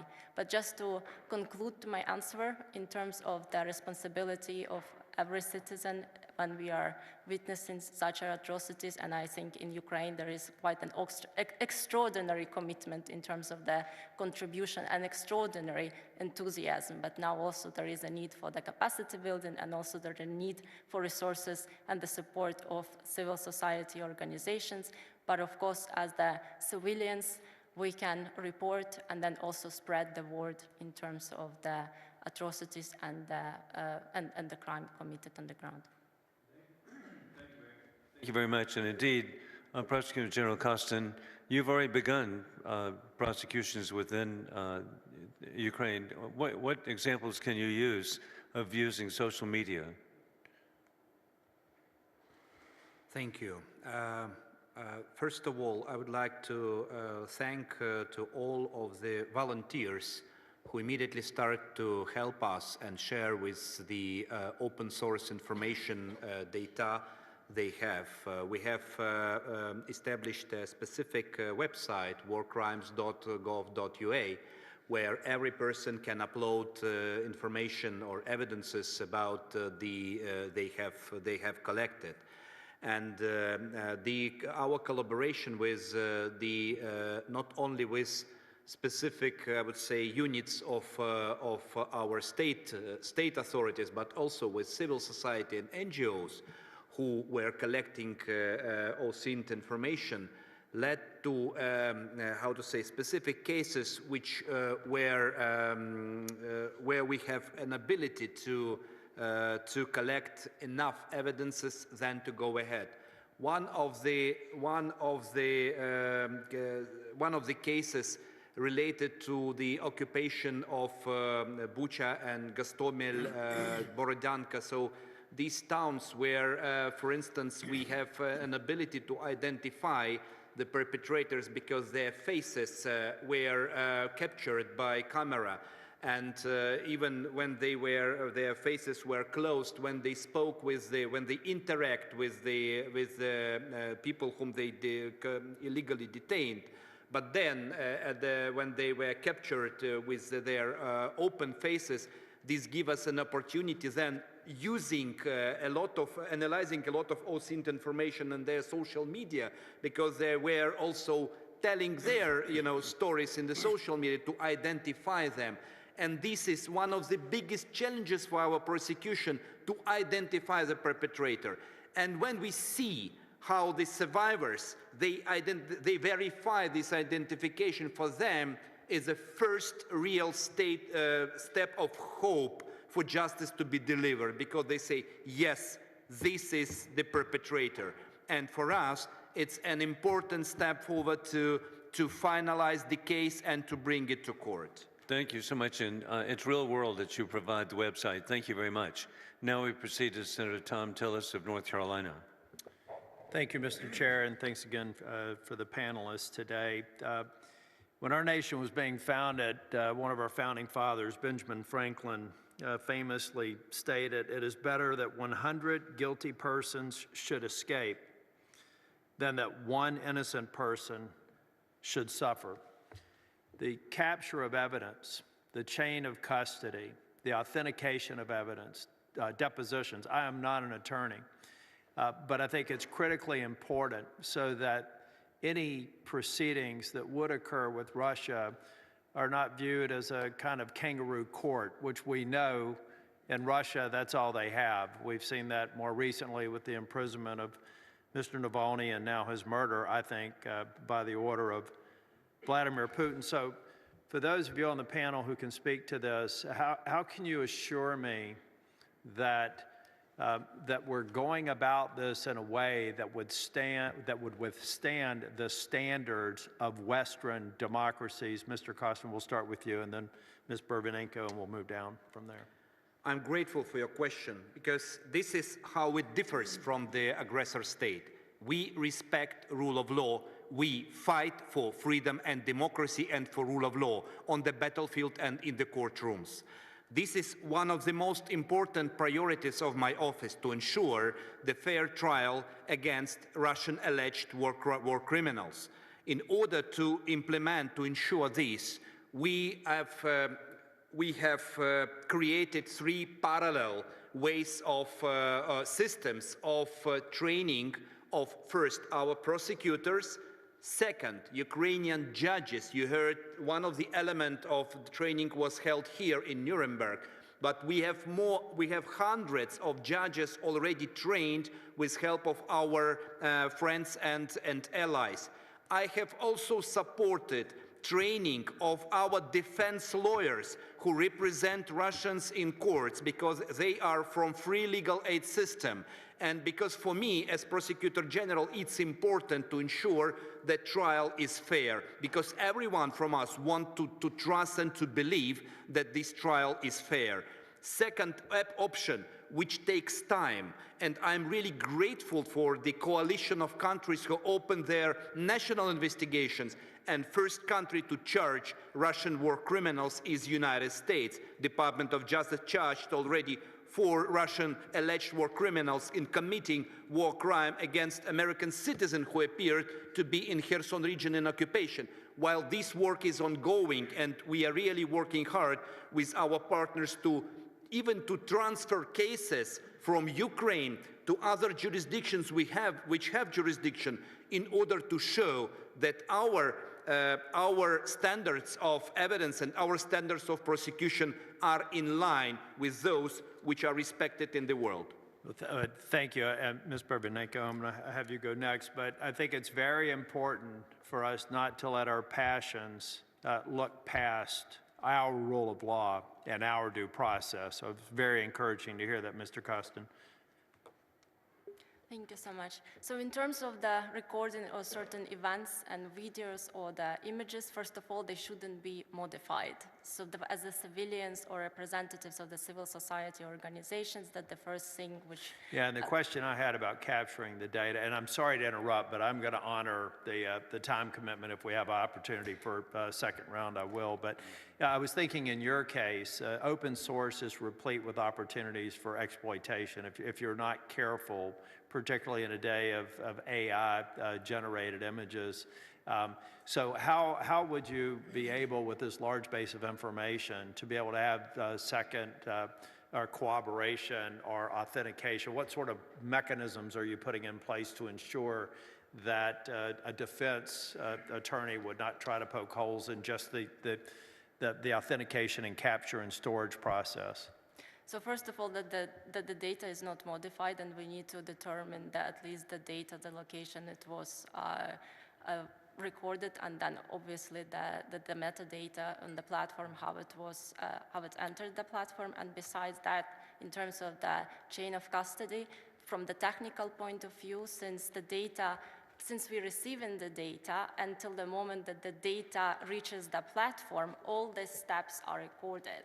This is done in automated manner, but when it's not done in automated manner, because sometimes certain posts, like let's say the Facebook story, we can preserve only the post. Well, thank you.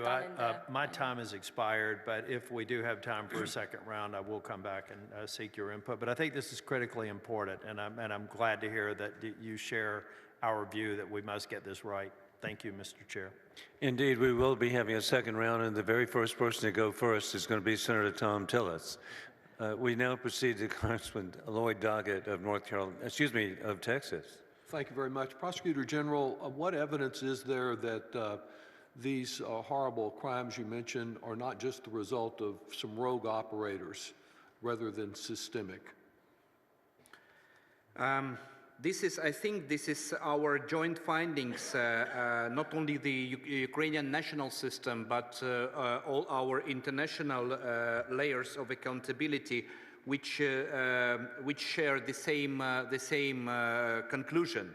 First of all, when the whole world saw the crimes committed in the Bucha region, in the Bucha and other towns close to the Kiev, after they were liberated in the end of March 2022, and the concentration and practically all types of crimes committed in this very small part of territory, we understood that it's not only, mercenaries, but also the regular army who commit these crimes. And we understood that with such concentration of these crimes, it could not be an event or accident of someone gone crazy, so it was a policy. But when we liberated in September Kharkiv region, and all world saw mass graves in Izium, and practically in every city and village of Kharkiv the same crimes were committed, we understood, after we collected all of the evidences, that the same types of crimes were committed not only in March 2022, when they were committed in Bucha, but during April, May, June, July, August, September, and by the other military units of Russian army. And when we liberated Kherson in November 2022, the same is applied to Kherson region. So which gives us a conclusion that this is a policy of persecution of Ukrainian population and terrorizing them who are under occupation of Russian forces. Because this is evidence of commission of the same type of crimes by different units of Russian army, where we now establish the chain of command to the upper level. And the case of forced deportation of children, where President Putin is now alleged war criminal on international level, is true evidence that he and his surrounding are the orchestrators of all war crimes, of all international crimes committed in Ukraine and against Ukrainians. Thank you. And while our concern is particularly focused on the kidnapping of children, for which he's already been indicted, is there also a problem about other civilians in Ukraine being kidnapped, and is there a mechanism through which you can get them repatriated?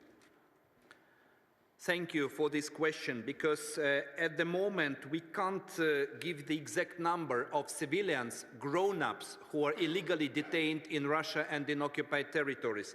Our estimations are about that not less than 16,000 of them are illegally detained. So they were kidnapped to the Russian territory and illegally detained in different facilities. Some of them passed through the so-called filtration camps. Some of them are now charged by Russians for absolutely fake criminal cases, like what my colleague Roman mentioned, like a civilian who was killed just for telling that he didn't invite anyone to his land. So for the same fake reason, they start criminal investigations. And there is the international humanitarian law, and I'm grateful to Roxolana, what I always mention, we need to improve international humanitarian law because of the lessons learned, because it's not enough to protect civilians who are grown-ups. It's not enough even to return back our children, because there is a lack of mechanisms. The same the same is about the grown-ups, because the international humanitarian law says it's a war crime, deportation, and they need to be immediately repatriated. But while the IHL has procedure for exchange of prisoners of war, there is nothing about this for the civilians.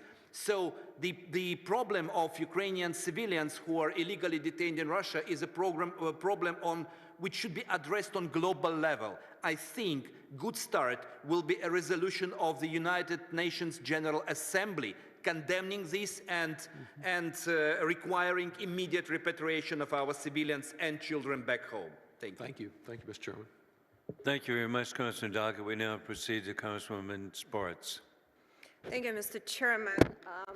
Russia terrorizing civilians, it's not something they just done in Ukraine, but I think Ukraine can do justice for a lot of other people around the world, including what Russia with, his terrorist groups like Wagner Group is doing in Africa, benefited Chinese Communist Party and a lot of criminals, what they do in the Middle East, what happened in Syria, and what they've done really to their own population, whether Chechnya or where they're doing ethnic cleansing. But I think Ukraine, as the country, has an opportunity to bring justice because, unfortunately, they got away for too long, and it's not just during this time, it's during Russian Empire times, during Soviet times. A lot of people get killed.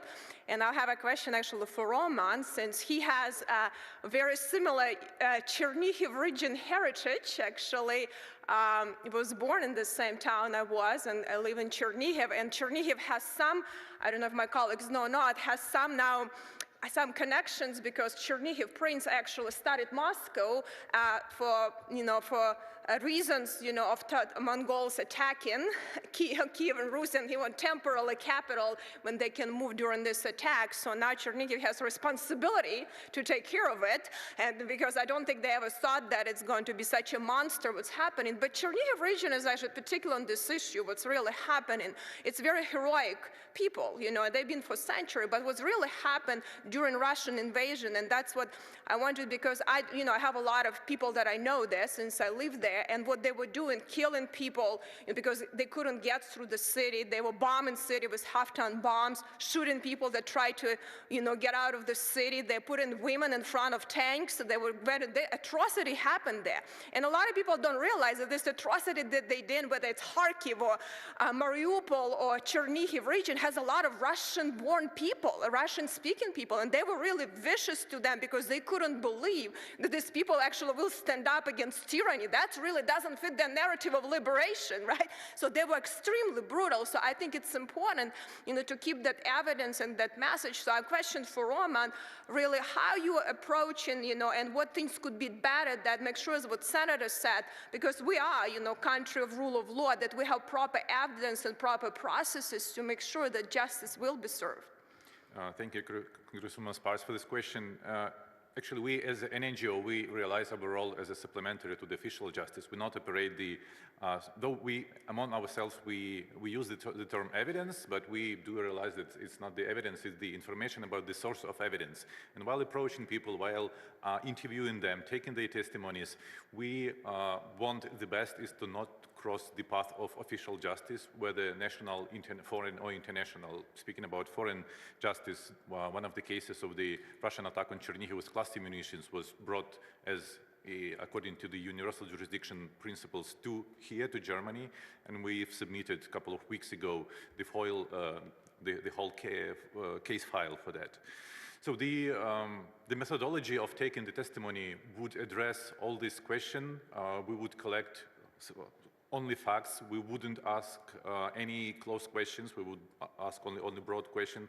We additionally record the testimony on the audio, and then upon the consent of the witness, of the source of evidence, we can then pass the evidence to the investigators, prosecutors, and then they can use them in a legal way, being absolutely sure that when they are appeared before the court and when the attorney would try to oppose the evidence, we've thought about every single aspect to make them crystal clear.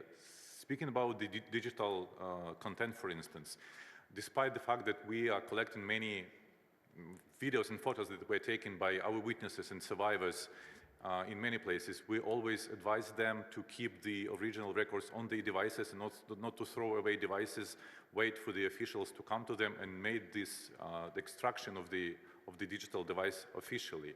But we do this supplementary role knowing that the officials, they are lacking the capacity to send groups around.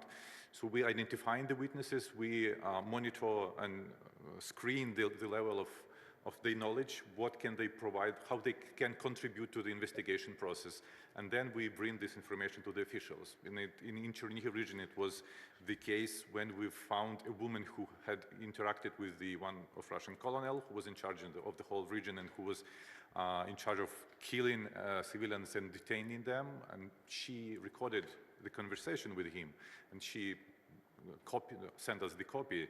We use the AI tools to compare the voice, to compare the faces, though it wore a mask. We believed we have identified the perpetrator, and we then brought everything to the prosecutors. And we've done our part. It's now your turn, and then they indicted him finally. Okay, thank you. Thank you very much, Congresswoman Sparks, and it's so helpful to have the shared heritage as you can see her insight and passion on behalf of the people of Ukraine. Never forget histories such as Stalin intentionally starving millions of Ukrainians to death in the famine, which was Soviet implemented, and but we can learn from this to hopefully never repeat. And with that, we've got, again, a remarkable member of Congress, Congressman Andy Harris of Maryland. Thank you very much, Mr. Chairman. Professor Bilkova, you're a lawyer and an expert on international law. I'm not. I'm a doctor. I'm not a lawyer. Could you explain the differences, the differentiation between international humanitarian law and what constitutes a war crime? Because my understanding of the Moscow mechanism differentiates between the two. So if you could explain that. Indeed, thank you for the question. Before I address it, let me appreciate the presentations made and especially the work carried out by my co-panelists. As I mentioned in my intervention, we indeed relied on the sources produced by some NGOs such as Truth Hunts and also the materials provided kindly by state institutions, including the Office of the Prosecutor General quite a lot in drafting the 3 reports, and without their work, it would not be possible for mechanisms such as the Moscow mechanism to produce its outcomes. And I wanted to stress this. Now, going to your question, they are closely related, so I'm not surprised that there is in fact an intimate link between the two. International humanitarian law is a body of law which applies to collective entities, that means states or non-state parties to the conflict. So they only create rules that bind, in our context, the Russian Federation and Ukraine. So only states or other non-state entities, but collective entities such as Hamas, for instance, in the conflict in the Middle East, can violate international humanitarian law. So this is about states and other collective entities. War crimes, on the contrary, together with other crimes under international law, such as genocide or crimes against humanity, are committed by individual perpetrators, by concrete human beings. And the same act can actually constitute a violation of IHL, of international humanitarian law, by the state, and a war crime by concrete perpetrator. So let's take an example. A Russian soldier would rape a woman, a Ukrainian woman. That would be a violation of IHL by the Russian Federation, by the state, but at the same time, it might be, and highly probably would be, a war crime committed by this particular individual and probably someone who ordered him to commit this crime. So these are, in a way, two sides of the same coin, if you want to see it like that. Though there is the number of war crimes is considerably lower than the number of potential violations of IHL. There are more obligations stemming for IHL for states than war crimes. So the war crimes are the most serious violations of IHL that also give rise to the responsibility of individuals. And war crimes are defined by what? I mean, is it as coming out of the Nuremberg trials? Is that the predominant definition of war crime? Here we are very fortunate because with some other crimes, the definition is not clear or has changed throughout history. For instance, the definition of the crimes against humanity, but with war crimes, it has remained quite stable. It has been expanded throughout the decades, but we have the definitions already contained, or not the definition, the list of these crimes already in the Geneva Conventions of 1949, then in the additional protocols to them from 1977, and now what can be considered more or less the complete list is contained in the Rome Statute of the ICC. So there is a long list of acts which, when committed in the context of an armed conflict, amount to war crime. And in your example that you gave, the reason why that sexual crime would be both is because that soldier's acting as an agent of the state. Indeed. And as an individual. Indeed. In this, I see. Thank you very much. General Kostin, I know in your comment you alluded to past actions by the Russians, and the Holodomor certainly was horrendous, and the fact that the world didn't recognize it and condemn it forms a basis for maybe why Russia feels that they can get away with anything when it comes to Ukrainians, because they got away with a lot in the forced starvations. And I'm just going to ask you, because you're not here for the afternoon panel, but it discusses how we're going to go about and deal with these issues. So I want to ask you about your opinion of the strengths and weaknesses of the international law venues under which these humanitarian crimes and war crimes can be adjudicated. I think that, thank you for your question. I think that it's not a time to talk about the weaknesses of the international mechanisms, because it's our joint obligation to make them as strong as they can be. And if we talk about, for instance, one of them, as time is already gone, the International Criminal Court, I will just give you one example. The case on deportation of children, where Putin received an Lvova-Belova arrest warrant on 17th of March 2023, was a result of very intensive work of the Office of Prosecutor of the ICC, with support of Office of Prosecutor General and a lot of agencies who provided them with evidences and documents for just 5 months. This is unbelievable, unbelievable from the point of view of time, because usually such authorities or mechanisms as International Criminal Court was quite long lasting. It's our commitment with Prosecutor Khan to deliver justice to victims and survivors in time. This is very important, that people will receive justice in time, at least while they are still alive, at least while they still have hope. And this is what we change now in course of making Russia accountable. So I think that, of course, we need to strengthen international mechanisms, not only from the point of view of legal, but as I already mentioned, how to bring back our children home, how to bring back our civilians. This is a very challenging task for all the humanity, how to do it. Not waiting until Russia will just use them as an instrument of trade. I'm sorry to use these words. Thank you. Thank you very much. Thank you very much, Dr. Harris. And we indeed will have a second panel out of great appreciation for your bringing to the attention of the world the atrocities that we face. And of course, we begin with Senator Tom Tillis. Thank you, Mr. Chair. Professor Belkova, the exchange that you had just then on describing the different possible violations of law raised a question in my mind. I think it's been widely reported. I've been briefed on instances where China, North Korea, and Iran have provided material support to Russia. Some of the weapons platforms are the very platforms that are responsible for this, what I consider to be genocide, for example, some of the drones that are provided by Iran. What sort of recourse would we have? These would be accessories. They wouldn't be directly effective, but as a matter of international law, what sort of recourse could there potentially be to the extent that we have evidence that Iran, for example, aided and abetted these genocides?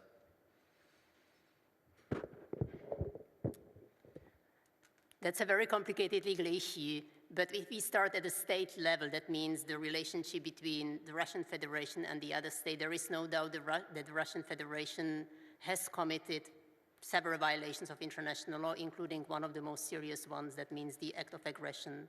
And there is a general obligation under international law not to assist any state which engages in such a serious violation of international law. So there is also no doubt that anyone providing weaponry, ammunition, or any types of similar tools to the Russian Federation is actually violating this obligation under international law. So the general tools that are available under international law, for instance, sanctions, which were already mentioned, could be used with respect to these states as well. I think it's, Mr. Evermenko, did you have something to add? Senator Tillis, yeah, I just can confirm the words that the world has have to use the non-judiciary mechanisms such as the sanctions, because all the weaponry and the double-purpose products end up in the place where we live and work. Well, I just think it's critically important to point out to nations like China, like North Korea, and like Iran, that in my view, I'm not an attorney, but in my view, they are aiding and abetting these atrocities. And to the extent that they can be held accountable, we should first go after those on the ground who committed them, but we need to hold other nations accountable for their contribution to the atrocities that we've witnessed in Ukraine. Professor Belkova, I did have a question about the complex task of trying to find these children who have been kidnapped and relocated to Russia. I heard a heart-wrenching report from the mayor of Kyiv, who said that he grew up being indoctrinated to fear the United States as evil people who wanted to invade Russia and imprison them and enslave them. I have to imagine that these poor children that have already been kidnapped, some toddlers, some newborns, they're only going to know that view of Ukraine and that view of the United States and the Western world. So we have the dual challenge, one challenge, actually finding them and trying to return them to their families, hopefully, God willing, that are still alive. But then we have that other task of almost having to deprogram them. How on earth, with this scale, how do we accomplish that? Or how do we set the stage for being successful there? I think that would be rather a question for my Ukrainian co-panelists, because that relates obviously to internal programs. You said a couple of very important things, or you reminded us of them. The first one is that this actually has not started now. It's been going on since 2014, or at least 2015. For instance, the first cases when children were brought from Crimea to the Russian Federation for the purpose of adoption already occurred at least in 2015. That's where we, maybe even earlier, but we were able to trace them back to 2015. Now, once these children are brought to the Russian Federation and they go for adoption, their original name, place of birth, date of birth even, of course, the citizenship is changed. So that means that it is very difficult to find these children. And now it's 10 years. So those children who were kidnapped at a very early age would now be almost 10 years old. And it's possible that some of them, those who were kidnapped later on, might be now fighting against Ukraine, which is really a terrible crime, not only in legal terms, but also in moral and political terms. So this is definitely a very complicated issue.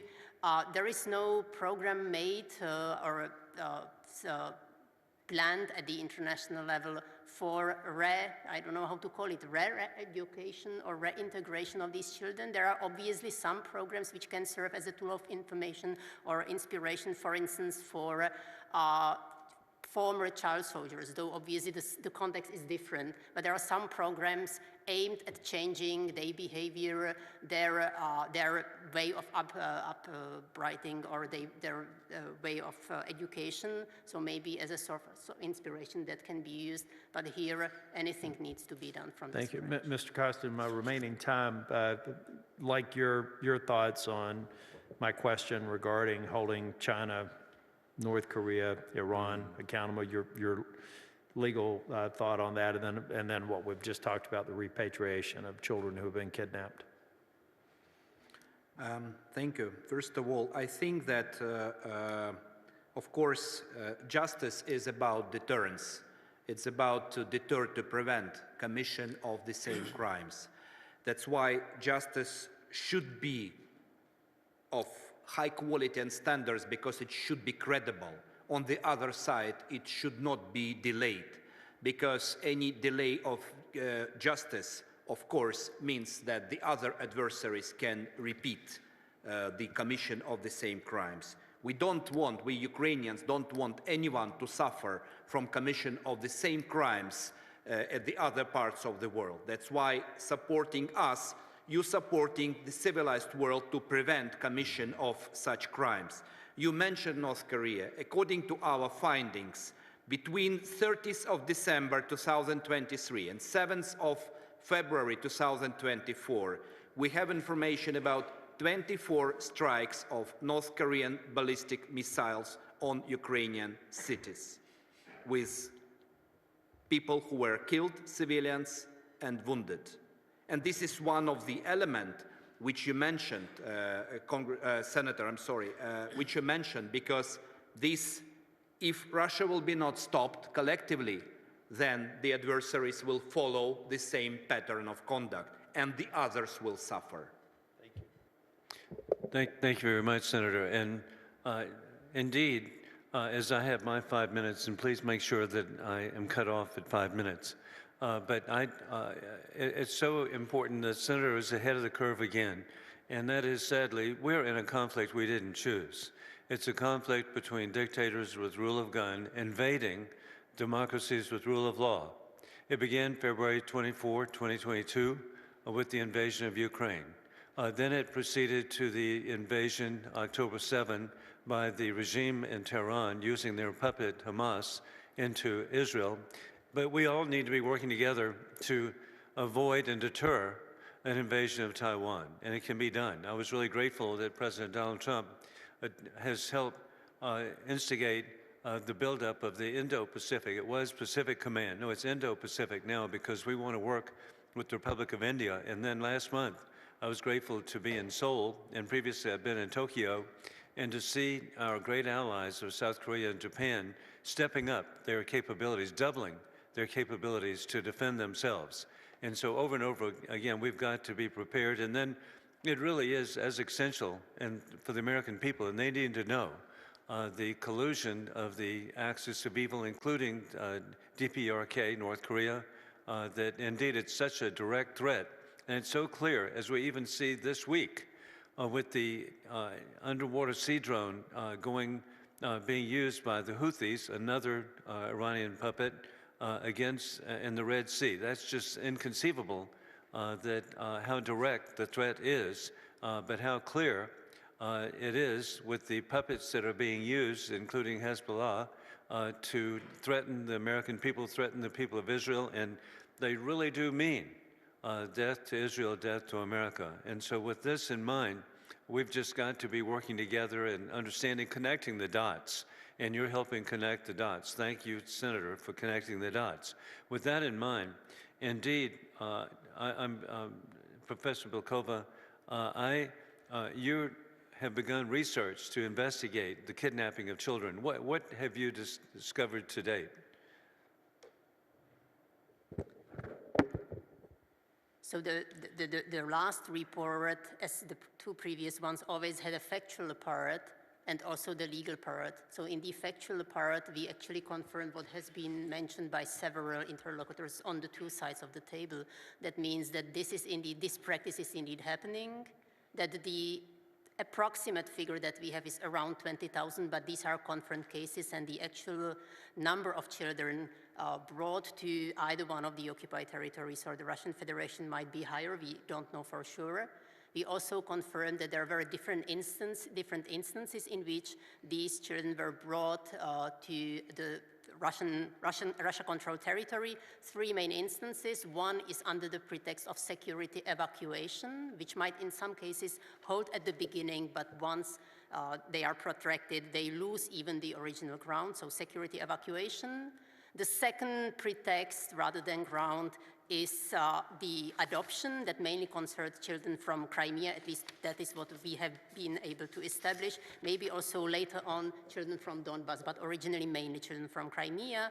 And the third group are children who were originally sent sometimes with the naive consent of their parents to the so-called recreation camps or summer camps for so-called vacations. But then these were like, there is this book by Jules Verne, 2 years of holidays. These have been now almost turned into 2 years of holidays, so they have not been returned.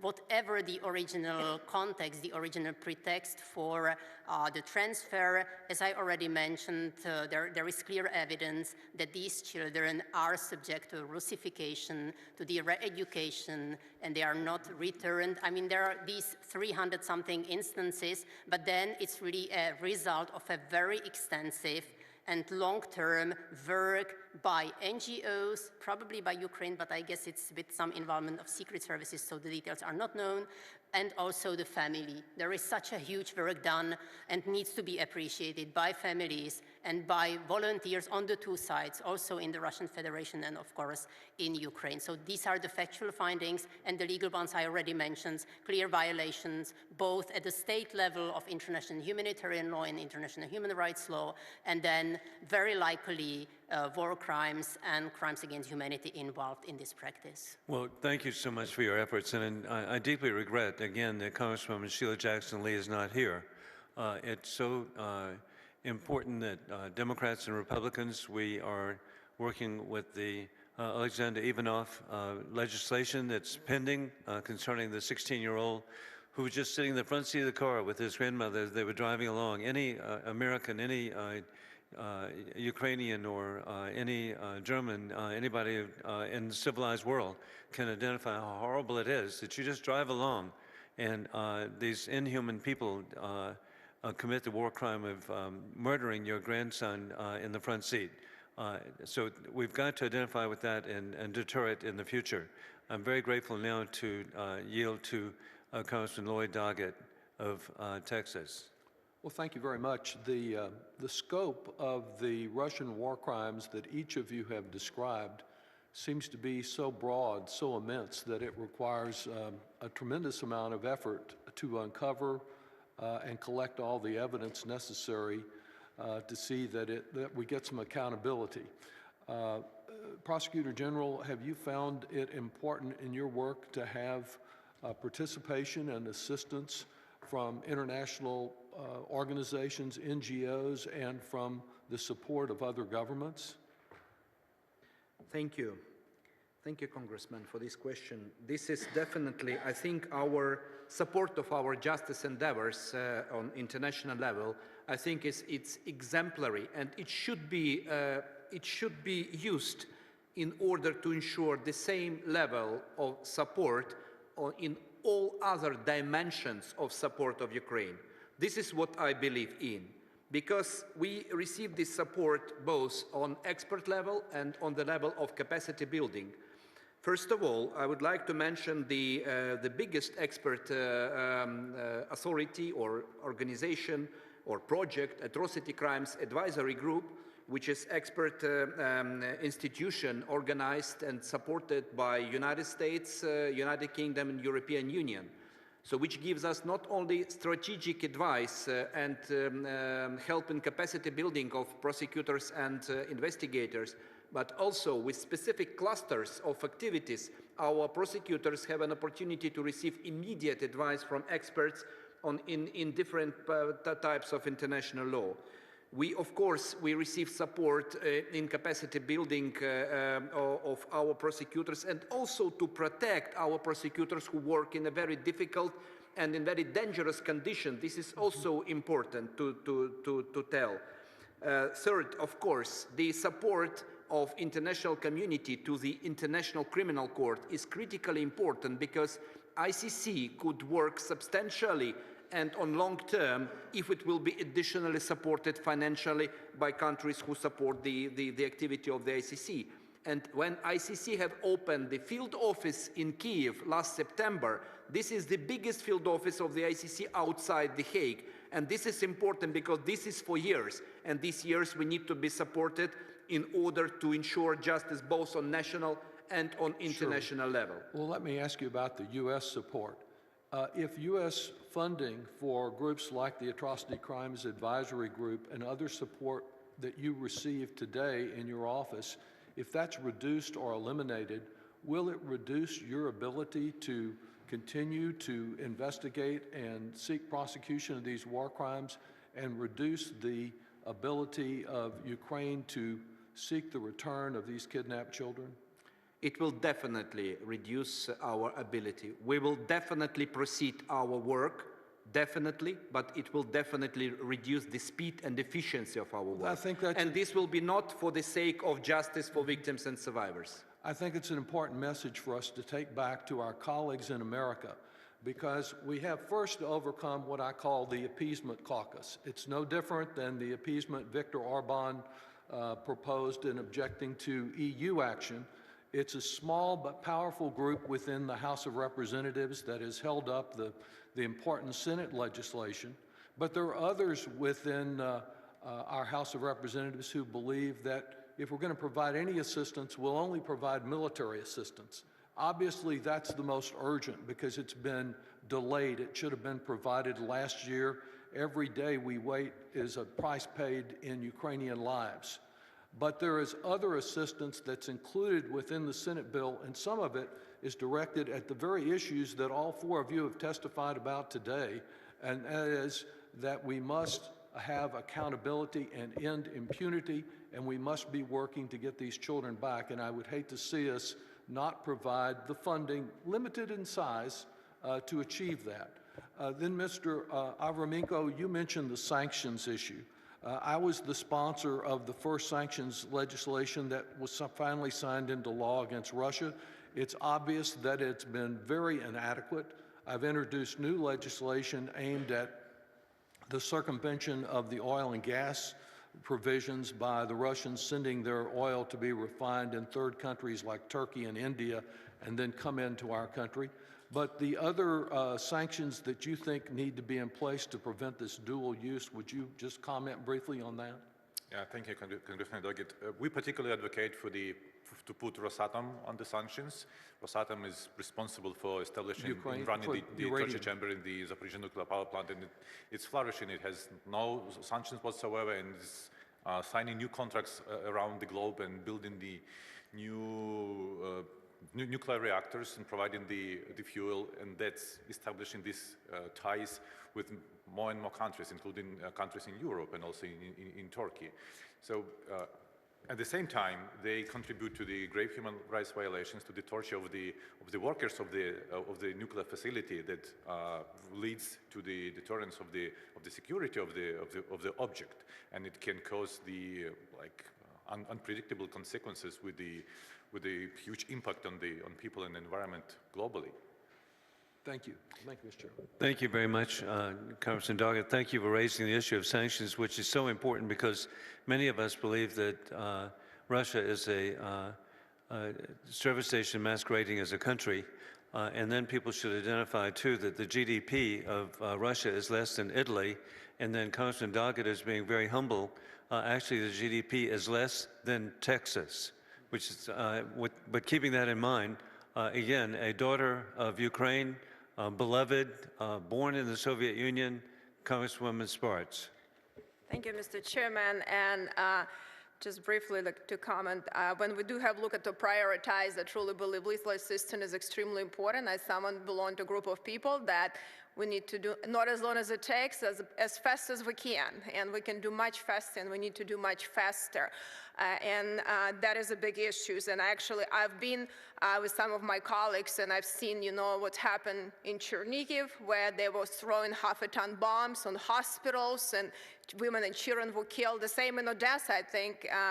Prosecutor General is from Odessa. We actually came with Representative Wahlberg, to Odessa when the house was hit, and we had not old man, actually a man that had his wife, his mother-in-law and daughter killed when he went just to get bread. And we were standing there looking at picture, and this was really so, heartbreaking to see that. And what's really specifically targeting civilians, or when actually with Senator Daines, when we went to Bucha and they did exhumations and we talked to people, how people were really tortured and killed. But I think, this is something that we have to do better. But my question is for you, Prosecutor General. I have a very low expectations from UN, almost to none, and I'm very disappointed with the organization.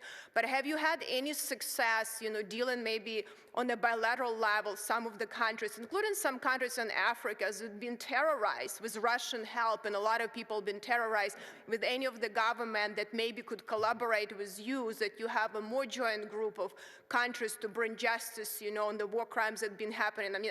We cannot deal with Syria right now, unfortunately, with their government, but maybe there are any governments that you were able to have success with on bilateral level.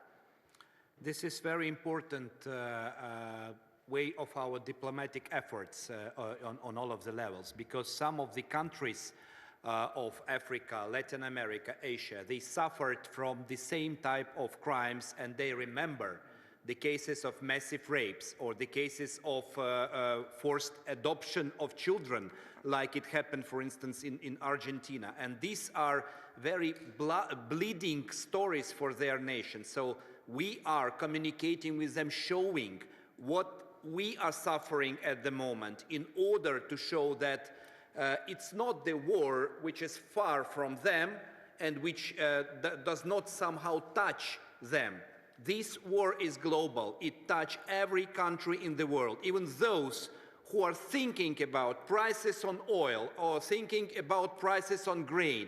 This is about how these people suffer from this war. And it's very important for us to be united and to have one voice in communication with these countries to show that Ukraine was also suffering from the colonial behavior from Russian Empire, because we are the same. We are like brothers and sisters with them. and telling these stories and coming to them, it will open, I'm sorry to say it, maybe open their eyes to see that we are living in a very dangerous world, and we need to be united in order to win this war against this total evil. Yeah, I would encourage you to do more of that, because Russia destabilizing what it's doing, you know, their hands in so many crimes around the world, and so many people are suffering, whether it's Middle East or Africa, and a lot of people don't even realize even what's happening in Europe, you know. There are a lot of migrants that Russia on purpose tried to destabilize some countries to bring in, you know, and bring, you know, instability to countries like Germany or Poland or Western Europe and Eastern Europe. So this is done by their actions, and I think the whole world is suffering right now from these actions, and now teaming up with Iran and China is really, you know, officially, you know, and making a difference to change the world. This is very dangerous for all of us, and I think we can really help a lot of people. Just one more question, you know, from you, Ms. Bryanenko, right? Maybe I said your name right. You know, you as someone who is dealing with archives and understand, what do you think the biggest challenges, and maybe we need to look at it, how make sure that all of this information is properly retained, and what are things maybe we can do better on collaboration, or some best practices you've seen, make sure that this evidence is properly retained, because ultimately we need to make sure that we have things properly done to bring, you know, evil to justice. Thank you so much for your question. It's actually what we've been discussing with colleagues now for the recent months as the next step.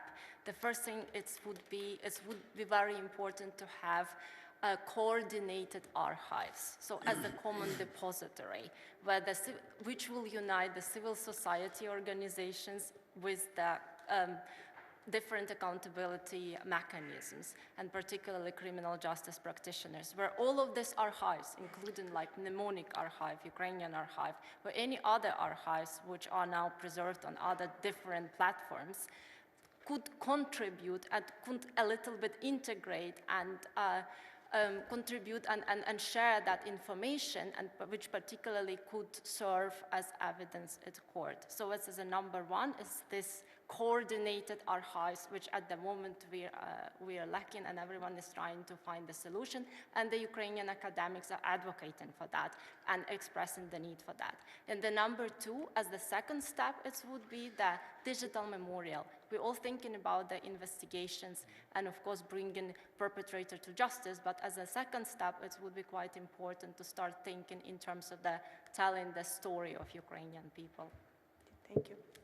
Thank you very much, Congresswoman Sparks. And as we conclude, it's very appropriate we have a real hero for Ukraine with Dr. Andy Harris of Maryland. Thank you very much, Mr. Chairman. Let me follow up a little bit about Prosecutor General Costin. You suggested that punishment has to be rapid in order to deter, as the senator from North Carolina suggests, also has to be accurate. And so I'm going to ask about how you think we go about prosecuting the sexual violence crimes. Because we've talked about the children, we've talked about the civilians, but this is a difficult area. Mr. Avramenko, as you suggest in your testimony, even getting victims to step forward is difficult. Then you have evidentiary problems. Then you have to go to the venue problems. So is there a robust mechanism to report, investigate, and prosecute the sexual violence that's going on? So, Mr. Avramenko, I'll start with you. Is there a robust mechanism to actually make sure that we can identify all the victims? Yeah, Congressman Harris, it's a very good question, actually. And those individuals who suffer this kind of trauma, they live in a very vulnerable position. And to address this kind of trauma, the whole new approach should be built, and I'm sure that Mr. Costin would cover this issue.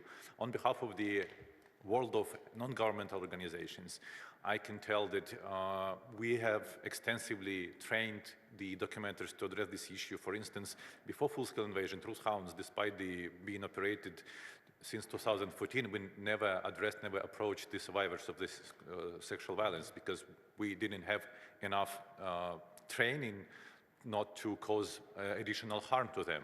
And since 2022, as the amount of war crimes were mounted, we've sent several people for the series of training on how to properly address this kind of people, but also we are involved into the project to establish the safe spaces, so-called green rooms, to invite them there, because in some cases they've been interviewed in the same places they were repeatedly raped, for instance, in the place. So it's the whole complex approach to these trauma people, where you put the interest of the survivor in the corner, and even you can like forget a little bit about the justice issues. So you have to execute the human-centered approach. No, thank you. Professor Bilkova, since Helsinki Commission is part of the OSCE EPA, should we in fact have a Moscow mechanism for this topic? As any mechanism, the Moscow mechanism has advantages and disadvantages. The advantage is that it is able to come up with a complex report within a short period of time, because the time left for the production of the report, and that includes all the research, is 3 weeks. So it's exceptionally short, but it's useful to put in place in case of both the general phenomena, as we saw with the first reports, and the specific phenomenon like the forced transfer of children. Actually, this topic you mentioned, sexual violence, was one of those which were contemplated after the second Moscow mechanism. There was a discussion about having a third one. So from my perspective, it would definitely be one of the candidates. But we need to take the framework, especially the 3 weeks available, into account. Thank you. I mean, I think we do need to raise the profile of that issue. I just think we do, and that's perhaps one of the mechanisms. Now, finally, Prosecutor General, have any of them been prosecuted at any level? Obviously, that is a crime that's prosecutable at the state level, the local level, the international humanitarian law level, and the war crimes level. Has it been prosecuted? We're 2 years into this. When I started my office in the late July 2022, we have only 44 cases reported. Now we have 272. And this is not only because of the liberation of our territory and new cases. This is because we completely changed the approach. So I created special unit for conflict-related special sexual violence. We passed through substantial trainings, and we actually implied the principles of so-called Murat Code, which is a soft law on the level of United Nations. We have implied it in our strategic documents, and now every investigator and prosecutor know that our approach is victim-centered. So in order to not to re-traumatize, in order to respect the dignity, respect confidentiality, respect the right of information consent. So at the moment, we understand that it is underreported, but at the moment, it includes 175 cases of sexual violence against women and 97 against men, including 1 boy and 12 girls. We have notified of suspicion, so it means that we identified the alleged perpetrator in 39 persons. We have already convicted 2 of them. They have verdicts of Ukrainian courts. All in all, we have 80 Russian war criminals convicted by Ukrainian courts in course of ongoing war. And I wanted to tell 2 things. I'm sorry, maybe using some more time. First of all, about time. We need, all of us, we need to use time in our favor. Otherwise, it will be used in favor of our enemy. We can't allow this, because that's why time is very of the essence. And just one case of today. Today in 6 in the morning, the residential building in the village of Sumy region was attacked by Russian forces. 5 civilians were killed, including 1 lady of 1932 year of birth. She survived during Second World War. She was killed today by Russians. And of course, our joint obligation is to make Russia accountable for all war crimes committed by them as soon as possible. No, thank you. Thank you very much. You know, the issue, obviously, of sexual violence against women during war goes back millennia. It certainly was true on October 7th. It was true in February of 2022 in ongoing fashion. and we need to deal with it in a systematic way. But as you appreciate, all of you, it's difficult. It's just a difficult crime to end, but we should all do it. And with that, I yield back. Hey, thank you very much, Dr. Harris, and we want to thank each of the panelists for being here today. You give me encouragement that indeed democracy will prevail over the dictators in Moscow, Tehran, and Beijing. And with that, we will be in recess and return shortly with panel number 2. But thank you very much.